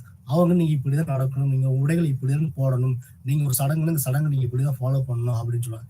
இன்ன வரைக்கும் நீங்க பாத்தீங்கன்னு வச்சுங்களேன், இந்த சில சமூகத்துல பாத்தீங்கன்னா வந்து வெஸ்ட் பெங்கால் கர்நாடகா சில இடத்துல வந்து பாத்தீங்கன்னா கௌரி பூஜை, அதுக்கப்புறம் வந்து சில பூஜைகள்லாம் வந்து பேசுறாங்க. வந்து இளம் பெண்களை வந்து மையமா வச்சு சில பூஜைகள் பிரச்சாரம் பண்ணிட்டு இருக்காங்க. அவங்க மதம் கூட ஒரு வகையில வந்து பெண்களை வந்து பாலினஜ அடையாளத்தை உருவாக்குறதுக்கான வேலைப்பாடுகள் செஞ்சுட்டு இருக்கு.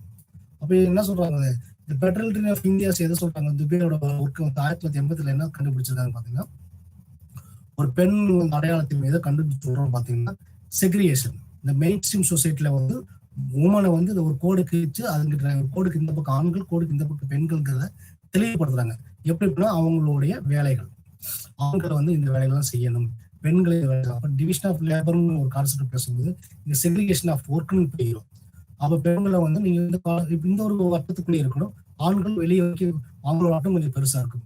அப்ப இதெல்லாம் இந்த குறுகிய வட்டத்துல வாழ்ற பெண்களை வந்து என்ன பண்ணாங்கன்னா அறிவு சார்ந்த விஷயங்கள் வந்து குறைவா இருக்கு. அப்ப அது என்ன பண்ணா அவங்க கல்விங்கிறது ஒரு மிகப்பெரிய இன்ஸ்ட்ருமெண்ட். அந்த இன்ஸ்ட்ருமெண்ட்ல இருந்து வெளியே வந்தா தான் நிறைய விஷயம் சாதிக்க முடியும்னு சொல்றாங்க. அப்ப என்ன பண்றாங்க, இன்னும் செயல் பார்க்கும்போது பெண்களை வந்து ஜாதியினுடைய காவலாளிகள் சொல்றாங்க. பெண்கள் எப்படி ஜாதியினுடைய காவல், அப்ப என்ன ஒரு பெண்ணை வந்து அந்த ஒரு கேஸ்ட் இருக்கக்கூடிய ஒரு ப்ரொடெக்ஷனிஸ்டா பாக்குறாங்க. அதை வந்து ஒரு எல்லை கோடை வைத்து பிரிச்சுட்டு வந்து பெண்களை வந்து சமூகமயமாக்குறத வந்து தாக்கத்தை ஏற்படுத்திய விஷயத்த சொல்றாங்க. அப்ப பெண்களை ஒதுக்க அங்க என்ன பண்றாங்க, எகைன் அந்த பெண்கள் சமுதாயம் நம்ம பெண்கள் சமுதாயம் பிரிக்க கூடாது. இங்க வந்து பெண்கள்ங்கிறது ஆண் பெண்கள் எல்லாம் சமம் தான். இந்த சமமா இருக்கவங்க என்ன பண்றாங்க, அந்த பீரியட் நம்ம பேசிட்டு இருக்க பீரியட் பாத்தீங்கன்னா நம்ம ப்ரீ இண்டிபெண்டன்ஸும் போஸ்ட் இண்டிபெண்டன்ஸ் பீரியட் பிகினிங் அந்த எண்டாவது செஷன்ல பார்க்கும்போது வந்து இவங்க ஒரு ஸ்பேஸ் கொடுத்து வெளியே வர்றதுக்கான ஸ்பேஸ் இருக்கு. ஏன்னா கிராமத்துக்குள்ளேயும் ஊர்களுக்கும் இது வெளியே வரவே இல்லை. அப்ப இன்ட்ரெஸ்டிங் ஆஸ்பெக்ட் வந்து அவங்க வெளியே வரதுக்கு பேசுறாங்க. இதுக்கு பின்னாடி இருக்கக்கூடிய ஜாதி, அதுக்கு முன்னாடி இருக்கக்கூடிய சமூகம் எல்லாம் என்ன பண்ணுதுன்னா பெண்ணை வந்து ஒரு சமூக இடத்துக்கு கொண்டு வரும், மெயின் ஸ்ட்ரீம் சொசைட்டி கொண்டு வரணுங்கிறத மெயின் ஆஸ்பெக்டாக தெரிஞ்சது. இவங்க என்ன பார்த்தீங்கன்னா வந்து நிறைய வேலைகள் செஞ்சிருக்காங்க. அப்ப என்ன மாதிரி வேலைகள் படைப்புகள் பார்த்தோம்னா சக்தி, அதாவது வந்து பெர்ஸ்பெக்டிவ்ஸ் அண்ட் பவர் பார்க்கும்போது வந்து சமூகம் மற்றும் வளர்ச்சியில் பெண்களை பற்றி கட்டுரைகள், இது ஃபுல்லாக எடிட்டட் புக்ஸ்ல வந்து அவர் கொண்டு வந்திருக்காங்க. அப்ப பெண்கள் வந்து எப்படி இருக்காங்க, என்ன பண்றாங்க விஷயத்த சொல்றாங்க. அப்ப இந்த பெண்கள் நம்ம பார்க்கும்போதே வந்து இவங்க உமன்ஸ் பெர்ஸ்பெக்டிவ்ல பேசக்கூடிய ஒரு ஆத்தரா வந்து இவங்க வந்துட்டு இருக்காங்க. இன்னொரு சைடு பார்க்கும்போது ஆர்கே முகர்ஜி பார்க்கும்போது வந்து அவரோட ஆஸ்பெக்ட்ல பார்க்கும்போது எகைன் வந்து இந்தியன் சொசைட்டியும் ஆப்பிரிக்கன் சொசைட்டி இருக்கக்கூடிய கான்ட்ரவர்சி, காலனி ஆதிக்கத்துல, ஏன்னா இந்த ரெண்டு சொசைட்டி ஆப்பிரிக்கன் சொசைட்டியா இருக்கட்டும் நம்ம இந்தியன் சொசைட்டி இருக்கட்டும் காலனி ஆதிக்கத்துல அதிகமாக பாதிக்கப்பட்ட ஒரு சொசைட்டியா இருக்கும். அங்க அவங்க என்கரேஜ் அங்க உள்ள போயிட்டு வந்து அவங்களோட ட்ரேட் ஆக்டிவிட்டிஸ் பண்ணும்போது ரெண்டு கம்யூனிட்டிஸ் வந்து ஃபோக்கஸ் பண்ணி ஸ்டடி பண்ணவர் யார் பார்த்தீங்கன்னா S C Dube, sorry R K Mukherjee. இங்க வந்து நீரா துபே பார்த்தோம்னா பெண்களை பற்றி அதிகமா பேசுறாங்க. அப்ப சவுத் இந்தியாவில் இருக்கக்கூடிய பெண்கள் பாக்குறாங்க, சவுத்து அதுக்கப்புறம் வந்து தென்கிழக்கு ஆசியாவில் இருக்கக்கூடிய பாலினத்தை கம்பேரிசன் பண்றாங்க. அப்போ அந்த நாட்டுல எப்படி பெண்கள் இருக்காங்க, இங்க எப்படி பெண்கள் இருக்கு, இந்த ஆசிய கண்டத்துல வந்து பெண்களோட நிலைப்பாடுகள் எப்படி இருக்கு. அப்ப பெண்களை பார்க்கும்போது ஒவ்வொரு ஸ்டேட்லயும் ஒவ்வொரு சொசைட்டிலையும் டிஃப்ரெண்ட் கேட்டகரிஸ் இருப்பாங்க. உதாரணத்துக்கு வந்து ஒரு கிராமத்துல பார்த்து பாத்தீங்கன்னா கல்ச்சரல் ஸ்ட்ராங்கா இருக்க பெண்கள் இருப்பாங்க. ஃபார் எக்ஸாம்பிள் பிராமின் இடத்துல இருக்கவே பார்க்கணும், அந்த பெண்கள் பார்க்கும்போதுன்னா அவங்களுக்கு வந்து ஃபோக் வைஸ்ல வந்து அதிக இம்பார்ட்டன் இருப்பாங்க. பரதநாட்டியமா இருக்கட்டும், குச்சிப்புடி இருக்கட்டும், சில கல்ச்சர் ஈவெண்ட்ஸை வந்து பெண்களுக்கு ஸ்பேஸ் கொடுக்கும். அது வந்து ஒரு விதமான லேர்னிங்ஸ். அதே போல மற்ற சமூகத்தில் பார்க்கும்போது அவங்க வந்து அந்த வேடிக்கை பார்க்க தான் போயிட்டு இருப்பாங்க. அவங்க என்ன பண்ண அவங்களும் சர்வன் பண்ணிட்டு வேலையை செஞ்சுட்டு இருப்பாங்க. இது ஒரு கேட்டகரி பாயிண்ட் ஆஃப் வியூ பார்க்கலாம். இன்னொரு கேட்டகரி பாயிண்ட் ஆஃப் வியூல பார்க்கறது எப்படி பார்க்கலாம்னா, பெண்களுக்கு வந்து படிப்பு வேணும். படிப்பு வேணும்னா கிராமத்துல கூட ஒரு ஸ்கூல் இருந்தால் தான் அங்கே படிக்க முடியும். அப்போ அவங்க நகரத்தை நோக்கி வரணும். அப்போ வந்து சோசியல் டிரான்ஸ்ஃபர்மேஷன் என்ன பண்ணுவாங்க, from the rural village to urban village ஆன இடத்துக்கும் போறதுக்கான வாய்ப்புகளை கொடுக்குறோம். இது ஒரு ஆஸ்பெக்ட் இருக்கு. இன்னொரு ஆஸ்பெக்ட்ல பார்க்கும்போது என்ன பண்ணணும், அவங்க டெவலப்மெண்ட் ஆஸ்பெக்ட்ல வந்து என்ன பண்றாங்க, இல்ல பெண்களை வந்து நம்ம வேற ஆஸ்பெக்ட்ல பார்க்கணும், கல்ச்சர் ஆஸ்பெக்ட்ல பார்க்கலாம், சொசைட்டல் ஆஸ்பெக்ட் பார்க்கலாம், எக்கனாமிக் ஆஸ்பெக்ட்ல பார்க்கலாம், பொலிட்டிக்கல் ஆஸ்பெக்ட்ல பார்க்கலாங்கிறது இன்ன வரைக்கும் நம்ம பார்த்துட்டு இருக்கோம். ஆனா நீரா துபே என்ன பண்றாங்க, இது எல்லாமே இந்த இம்பாக்ட்ஃபுல்லா எங்கிருந்து கொண்டு வந்தாங்க பார்த்தீங்கன்னா, நம்ம ஆல்ரெடி பேசின உமன் ஆந்த்ரோபாலஜிஸ்ட் இரவி கர்ஃபேவுடைய பேஸ் தான் அவங்களுடைய இந்த இம்பாக்டை கொடுத்துருக்கு. அப்ப எஸ்சி துபேவும் மீரா துபையும் பார்த்தீங்கன்னா வந்து ஹஸ்பண்ட் ஒய்ஃப் அவங்க மேரேஜ் பண்றாங்க. எப்படி எந்த காலத்தில் மேரேஜ் பண்றாங்க, அவங்க ரிசர்ச் ஒர்க் எல்லாமே மோரல் சிமிலர் டு சோசியாலஜி ஆஸ்பெக்ட்ஸ்ல இது பண்ணிடுது. அந்த சோசியாலஜி ஆஸ்பெக்ட்ஸ் என்ன கொடுத்துருக்காங்க, இவங்க ஒட்டுமொத்தமான வளர்ச்சி பணிகள் எல்லாமே வந்து சமூகத்தை நோக்கி தான் போயிட்டு இருக்கு. சமூகம் வந்து என்ன பண்ண சமூகவியலை உருவாக்கி இருக்குது அப்படிங்கிறத தெளிவான ஆஸ்பெக்ட்ல சொல்றது பார்த்தீங்கன்னா எஸ்சி துபே தான்.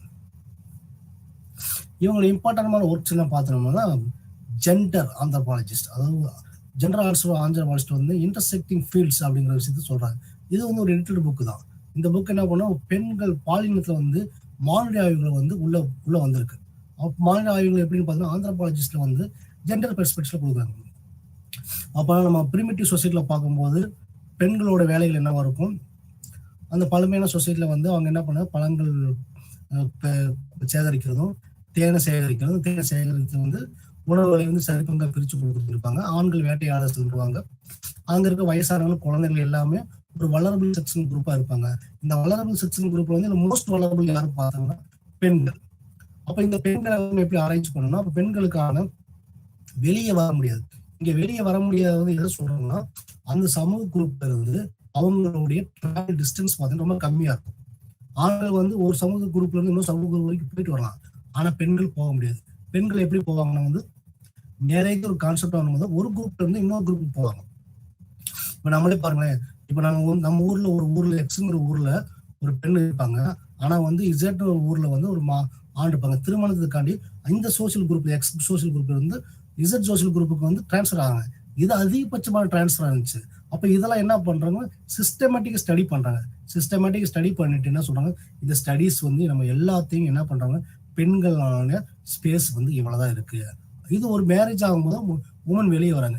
இன்னொரு ஹாஸ்பிட்டல் அவங்க என்ன பண்றாங்க, எஜுகேஷன் ஒன்று இருந்தா மட்டும்தான் அது இம்பார்ட்டன்ஸ் கொடுக்க முடியும். அப்ப என்ன பெண்கள் வந்து மெயின் ஸ்ட்ரீம் சொசைட்டி, ஆண்கள் எந்த அளவுக்கு வெளியே வந்து நிறைய விஷயங்கள் லேர்னிங்ஸ் கத்துக்கிறாங்களோ அதே விஷயங்கள் பெண்களுக்கான வாய்ப்புகளை கொடுக்கக்கூடிய காலகட்டங்கள் பார்த்தீங்கன்னா இவங்க ரிசர்ச் பண்ண காலகட்டத்தில் வந்து ஹைலைட் பண்ணி காமிச்சிருக்காங்க. நீங்க பொதுவாக பாருங்களேன், ஒரு பெண் வந்து வீட்டுக்குள்ளேயே உட்காந்துட்டு தான் இருப்பாங்க. வீட்டுக்குள்ளே என்ன பண்ணுவாங்க, அவங்க டெக்ஸ்ட் படிக்கிறது வந்து அந்த சரௌண்டிங்ல இருப்பாங்க. ஆனா இந்த ஃபீல்டு வியூக்கும் புக் வியூக்கும் நிறைய டிஃபரன்சஸ் இருக்கு. இந்த field view book view differences நம்ம எப்படி கொண்டு வரணும், த்ரூ வந்து வெளியே எக்ஸ்போசர் கொடுக்கணும். அப்போ எக்ஸ்ப்ளோரேஷன் வந்து அதிகமாக இருந்தால் மட்டும்தான் இதை வந்து நம்ம தெளிவாக சொல்ல முடியும். அப்ப இந்த பாலினத்த மானுடவியல் ஆராய்ச்சிகள் எல்லாமே நம்ம என்ன பண்றாங்கன்னா ஒரு இன்டர்செக்டல் ஃபீல்ட்ஸ்ல வந்து நம்ம கொடுத்துட்டே இருக்காங்க. அப்ப 2001 வந்து இந்த ஆய்வுகள் வந்து வெளியே வருது. 2001 ஆய்வுகள் வெளியே வருது. அப்ப என்ன பண்ணுவோம், ஒட்டுமொத்த சூழ்நிலை பார்க்கும்போது பெண்கள் வந்து ஒரு அடக்குமுறை, அடிமைத்தன்மை இப்படின்னு பேசிட்டு இருந்த காலகட்டத்துல இருந்தவங்க கூட வந்து பெண்களுக்கான வாய்ப்புகள் வந்து அதிகமா கொடுக்கப்பட்டிருக்காங்க. அப்ப அதுல வந்து யாரு பார்க்கும்போது இந்த 1920s ஆன்வர்ட்ஸ்ல பார்க்கும்போது இருக்கக்கூடிய ஒவ்வொரு ஆட்களும் வந்து வெளியே வந்து படிக்க ஆரம்பிக்கும். அப்ப கல்விங்கிறது ஒரு இம்பார்ட்டன்ட் ரோல் பிளே பண்ணுது. அந்த கல்வி இம்பார்ட்டன்ட் ரோல் பிளே பண்ணும்போது என்ன பண்ணா உமன்ஸ் வந்து எம்பவர்மெண்ட் ஒரு நீங்க இங்க எம்பவர்மெண்ட் பேசும்போது எக்கனாமிக் ஆஸ்பெக்ட் மட்டும் பேச முடியாது, எஜுகேஷன் வரைக்கும் பேசுவாங்க. இன்னைக்கு கிராமத்துல நிறைய இடத்துல நீங்க பாத்தீங்கன்னா வந்து சின்ன கிராமங்கள் பாத்தீங்கன்னா பிரைமரி ஸ்கூல் இருக்கும். பிரைமரி ஸ்கூலுக்கு முடிஞ்சு அதிகபட்ச ஸ்கூல் பாத்தீங்கன்னா கொஞ்சம் பெரிய கிராமங்கள் பார்த்தீங்கன்னா பாப்புலேஷன் சைஸ் அதிகமாக இருக்க கிராமங்கள்ல பாத்தீங்கன்னா அங்க வந்து ஒரு மிடில் ஸ்கூல் வரைக்கும் இருக்கும். அப்ப மிடில் ஸ்கூல் வரைக்கும் 8வது படிக்கிற வரைக்கும் பெண்கள் அங்க படிப்பாங்க. அப்ப அந்த கிராமத்துல இருக்கக்கூடிய கலாச்சார ஆஸ்பெக்ட் நீங்க பாருங்க, 8வது படிச்சு முடிச்சுன்னா இந்த பெண்களை வந்து நம்ம அடுத்த வந்து வெளியே அனுப்பக்கூடாது, இந்த வெளியே அனுப்ப ஹையர் ஸ்டடிஸ்க்கு அனுப்பக்கூடாது. என்ன பண்றாங்க, இமிடியேட்டா வந்து திருமணம் செஞ்சு வச்சிடறாங்க. அப்ப இமிடியேட் திருமணம் செய்ய வைக்கும்போது என்ன பண்றாங்க, அவங்களுடைய ஸ்பேஸ் வந்து குறைஞ்சது. அவங்க சாதிக்கக்கூடிய வாய்ப்புகளும் கம்மியாயிருது. அப்ப என்ன பண்ண இதெல்லாம் உடைச்சு எரியணுங்கிறதுக்கான என்ன பண்றாங்க, நம்ம என்ன இதை வந்து சயின்டிபிக் மெத்தட்லாம் இது ப்ரூவ் பண்ணி ஆகணும். அப்பனா அவங்களுக்கு என்னென்ன ஸ்பேஸ் வேணும், அப்ப என்ன பண்ணுவோம், இன்டர்வியூ ஸ்டடியில வச்சுட்டு வந்து எத்தனை வில்லேஜஸ்ல வந்து பெண்களுக்கு வந்து படிக்கிற வாய்ப்புகள் இருக்குங்கிறத நோட்டை கொடுப்பாங்க. அப்ப அந்த வகையில ஆஸ்பெக்ட் பண்ணும்போது பெண்களுடைய மேரேஜ் ஏஜ் வந்து 18 ஆகும், இப்போ 21ங்கிற விஷயத்த நம்ம பேசிட்டு வரோம். அப்ப இப்படி வர சூழ்நிலை வந்து ஒரு டெவலப்மெண்ட் எஜுகேஷன் இன்ஸ்டிடியூஷன் எல்லாம் டெவலப் பண்ணும்போது என்ன பண்ணுவாங்க, உமனுக்கான எக்ஸ்க்ளூசிவான காலேஜஸ் வர ஆரம்பிச்சிருக்கு, பெண்கள் கல்லூரி நிறைய வந்திருக்கு. அதுக்கு அடுத்த ஆஸ்பெக்ட்ஸ்ல பார்க்கும்போது என்ன வந்து இருக்கும், நம்மளுக்கு வந்து உமன்ஸுடைய ஹையர் எஜுகேஷனுடைய பெண்கள் ஸ்கூல் தெரிய வந்தது. அப்ப என்ன ஹையர் செகண்டரி ஸ்கூல்ல வந்து நீங்க வந்து கிராமத்திலேயே வந்து இது பண்ணணும். அப்ப கிராமங்கள்ல வந்து அதிகமான மக்கள் தொகை இருக்கிறாங்க அப்படின்னு கணக்குப்பட்டு அங்க இருக்கக்கூடிய போக்குவரத்தை பயன்படுத்திடுவாங்க. அப்போ உமனுக்கான ஸ்கீம்ஸ் எல்லாம் நிறைய கொடுத்துட்டு இருக்கும். இப்படி எல்லாமே நம்ம பேசிட்டு இருக்கிறது எல்லாமே பாத்தீங்கன்னா சோசியாலஜியோட டெவலப்மெண்ட். அப்ப டெவலப்மெண்ட் பார்க்கும்போது நம்ம ஆர்கே முகர்ஜி சொன்ன மாதிரி சமூகவியல குழுக்களா பிரிக்கிறோம், சில சோசியல் குரூப்ஸா பிரிக்கிறோம். ஃபர்ஸ்ட் என்ன பண்ணிட்டு இருக்காங்க, ஒரு பீரியட்ல ஃபுல்லா வந்து சோசியல் பிலாசபி அப்படின்னு பேசிட்டு இருந்த ஒரு சமூகவியல் வந்து எல்லாமே சமூகம் தத்துவமா தான் அமைஞ்சிட்டு இருக்கு. தத்துவம் வந்து உங்களை வந்து இப்படிதான் மாத்திட்டு இருக்கு, இப்படிதான் செஞ்சுட்டு இருக்குங்கிறத சொல்லிட்டு இருந்த சமூகம் அதுக்கடுத்து என்ன பண்ணுது, சமூகவியல் வந்து டக்குனு என்ன பண்ணுது வந்து பெண்களை பத்தி பேச ஆரம்பிக்குது. அப்ப என்ன பண்ணுது, இது எல்லாமே பாருங்களேன், நீங்க ஒரு குறிப்பிட்ட காலகட்டத்துல வந்து அதாவது இந்த இந்தியன் இண்டிபெண்டன்ஸ் மூவ்மெண்ட் பீரியட்ல இந்த நேஷனல் மூவ்மெண்ட் வந்து காந்திஜி வந்து ஹரிஜனை பத்தி பேச ஆரம்பிச்சார், நெஹ்ரு வந்து எக்கனாமிக் டெவலப்மெண்ட் பத்தி பேச ஆரம்பிச்சார். அதுக்கப்புறம் வந்து இவர் எம்என் சீனிவாசன் வந்து கல்ச்சர் ஆஸ்பெக்ட் மேரேஜ் ஆஸ்பெக்ட்ஸ் பத்தி பேசுறாங்க, அங்க சான்ஸ்கிரிட்டைசேஷன் இருக்குன்னு சொல்றாரு. இன்னொருத்தர் வந்து ரூரல் எக்கானமி பத்தி பேசுறாரு. ஒவ்வொருத்தர் கேட்டகரிஸ் பிரிக்கிறாங்க. அப்ப நீங்க ஒரு இண்டிவிஜுவல் வந்து ஸ்பெஷலிஸ்ட், நீங்க இந்த சப்ஜெக்டோட எக்ஸ்பர்ட்ங்கிறத எப்படி சொல்லி கொடுக்குறாங்கன்னா உங்களுடைய ரிசர்ச் ஒர்க்கை பேஸ் பண்ணி சொல்லி கொடுத்தாங்க. அப்ப கல்வியோட இம்பார்ட்டன்டான பாயிண்ட்ஸ் எப்படி இருக்குன்னு பாத்தீங்கன்னா உங்களுக்கு மீண்டும் தெளிவுபடுத்துறது ஒரே ஒரு விஷயம் என்னன்னா எஜுகேஷன் இம்பார்ட்டன்ட் ரோல் பிளே பண்ணுது. எஜுகேஷன் எப்படி கொடுக்குறாங்க பார்த்தீங்கன்னா education up to higher education. அப்ப ஸ்கூலோட எஜுகேஷன் எப்படி மாறுது நீங்க நல்லா தேவைப்படுங்க. பிரைமரி ஸ்கூல், ஹையர் செகண்டரி, அதுக்கு அடுத்து வந்து ஹையர் செகண்டரி, அடுத்து ஹை ஸ்கூல், ஹையர் செகண்டரி, அப்புறம் ஹையர் எஜுகேஷன். அப்ப ஹையர் எஜுகேஷன் போனா மட்டும்தான் நீங்க இது எல்லாமே இந்த எஜுகேஷன் என்ன பண்ணி வாழ்க்கிற வாழ்க்கைக்கு வந்து பெரிய ஆடித்தரமான அடையாளத்தை கண்டுபிடிக்குது. ஒரு மனுஷன் நல்லா படிச்சு வேலைக்கு போனா மட்டும் தான் செய்வாங்க. அப்ப அது வேலையில போய் செய்யறதுக்கு என்ன பண்ணும், ஒரு படிப்புங்கிறது அதிகமா இருக்கும். ஒரு படிக்காதவங்க கூட வேலை பார்க்க வச்சோம்னா அந்த வேலைக்கு வந்து சிறப்பா இருக்காது. அப்ப கல்வி என்ன பண்ணணும்னா அவங்க அறிவையும் கொடுக்குது, இந்த அறிவை தவிர பின்னாடி என்ன கொடுக்கும்னா உங்க ஒரு ஆளுமையை கொடுக்குது, ஆளுமைக்கு பின்னாடி வேணா லேர்னிங்ஸ் ஒரு கட்டளை உங்களுக்கு கொடுக்குது. இந்த மாதிரி கற்றல்கள் அதிகமாக உருவாகுதான் இன்னைக்கு இந்தியாவில் பார்க்கும்போது நிறைய இடங்களில் வந்து தொலைதூர கல்வியா இருக்கட்டும், நேரடி கல்வியா இருக்கட்டும், எல்லாமே வந்து கல்வியின் மூலமாகத்தான் சமூக மாற்றம் வந்து பெரிய மாற்றத்தை உருவாயிருக்கு. இந்த சமூக மாற்றத்தின் எல்லா அடிப்படை கூறுகளையும் ஆய்வு செய்து அதை ஒட்டுமொத்தமா கையில எடுத்துக்கொண்டு செஞ்சக்கூடிய ஒரு மிகப்பெரிய வேலைப்பாடுகள் யாராருன்னு பாத்தீங்கன்னா வந்து எஸ்சி தூபையோட மனைவி நீரா துபே. இவங்க உமனோடைய எஜுகேஷன் இம்பார்ட்டன்ட் பாயிண்ட்ஸ் கொடுத்துருக்காங்கன்னு சொல்லிட்டு வந்து பேசிய காலகட்டங்கள். ஸோ மாணவர்களே, நம்ம இது வரைக்கும் நம்ம பார்த்த எல்லாமே விஷயங்கள் அனைத்துமே வந்து சமூகவியல் இருக்கக்கூடிய பின்னணிகளை பார்க்கும்போது இந்தியாவில் இருக்கிற சமூகவியலை பத்தி நம்ம பேசியிருக்கோம். அனைவருக்கும் நன்றி, வணக்கம்.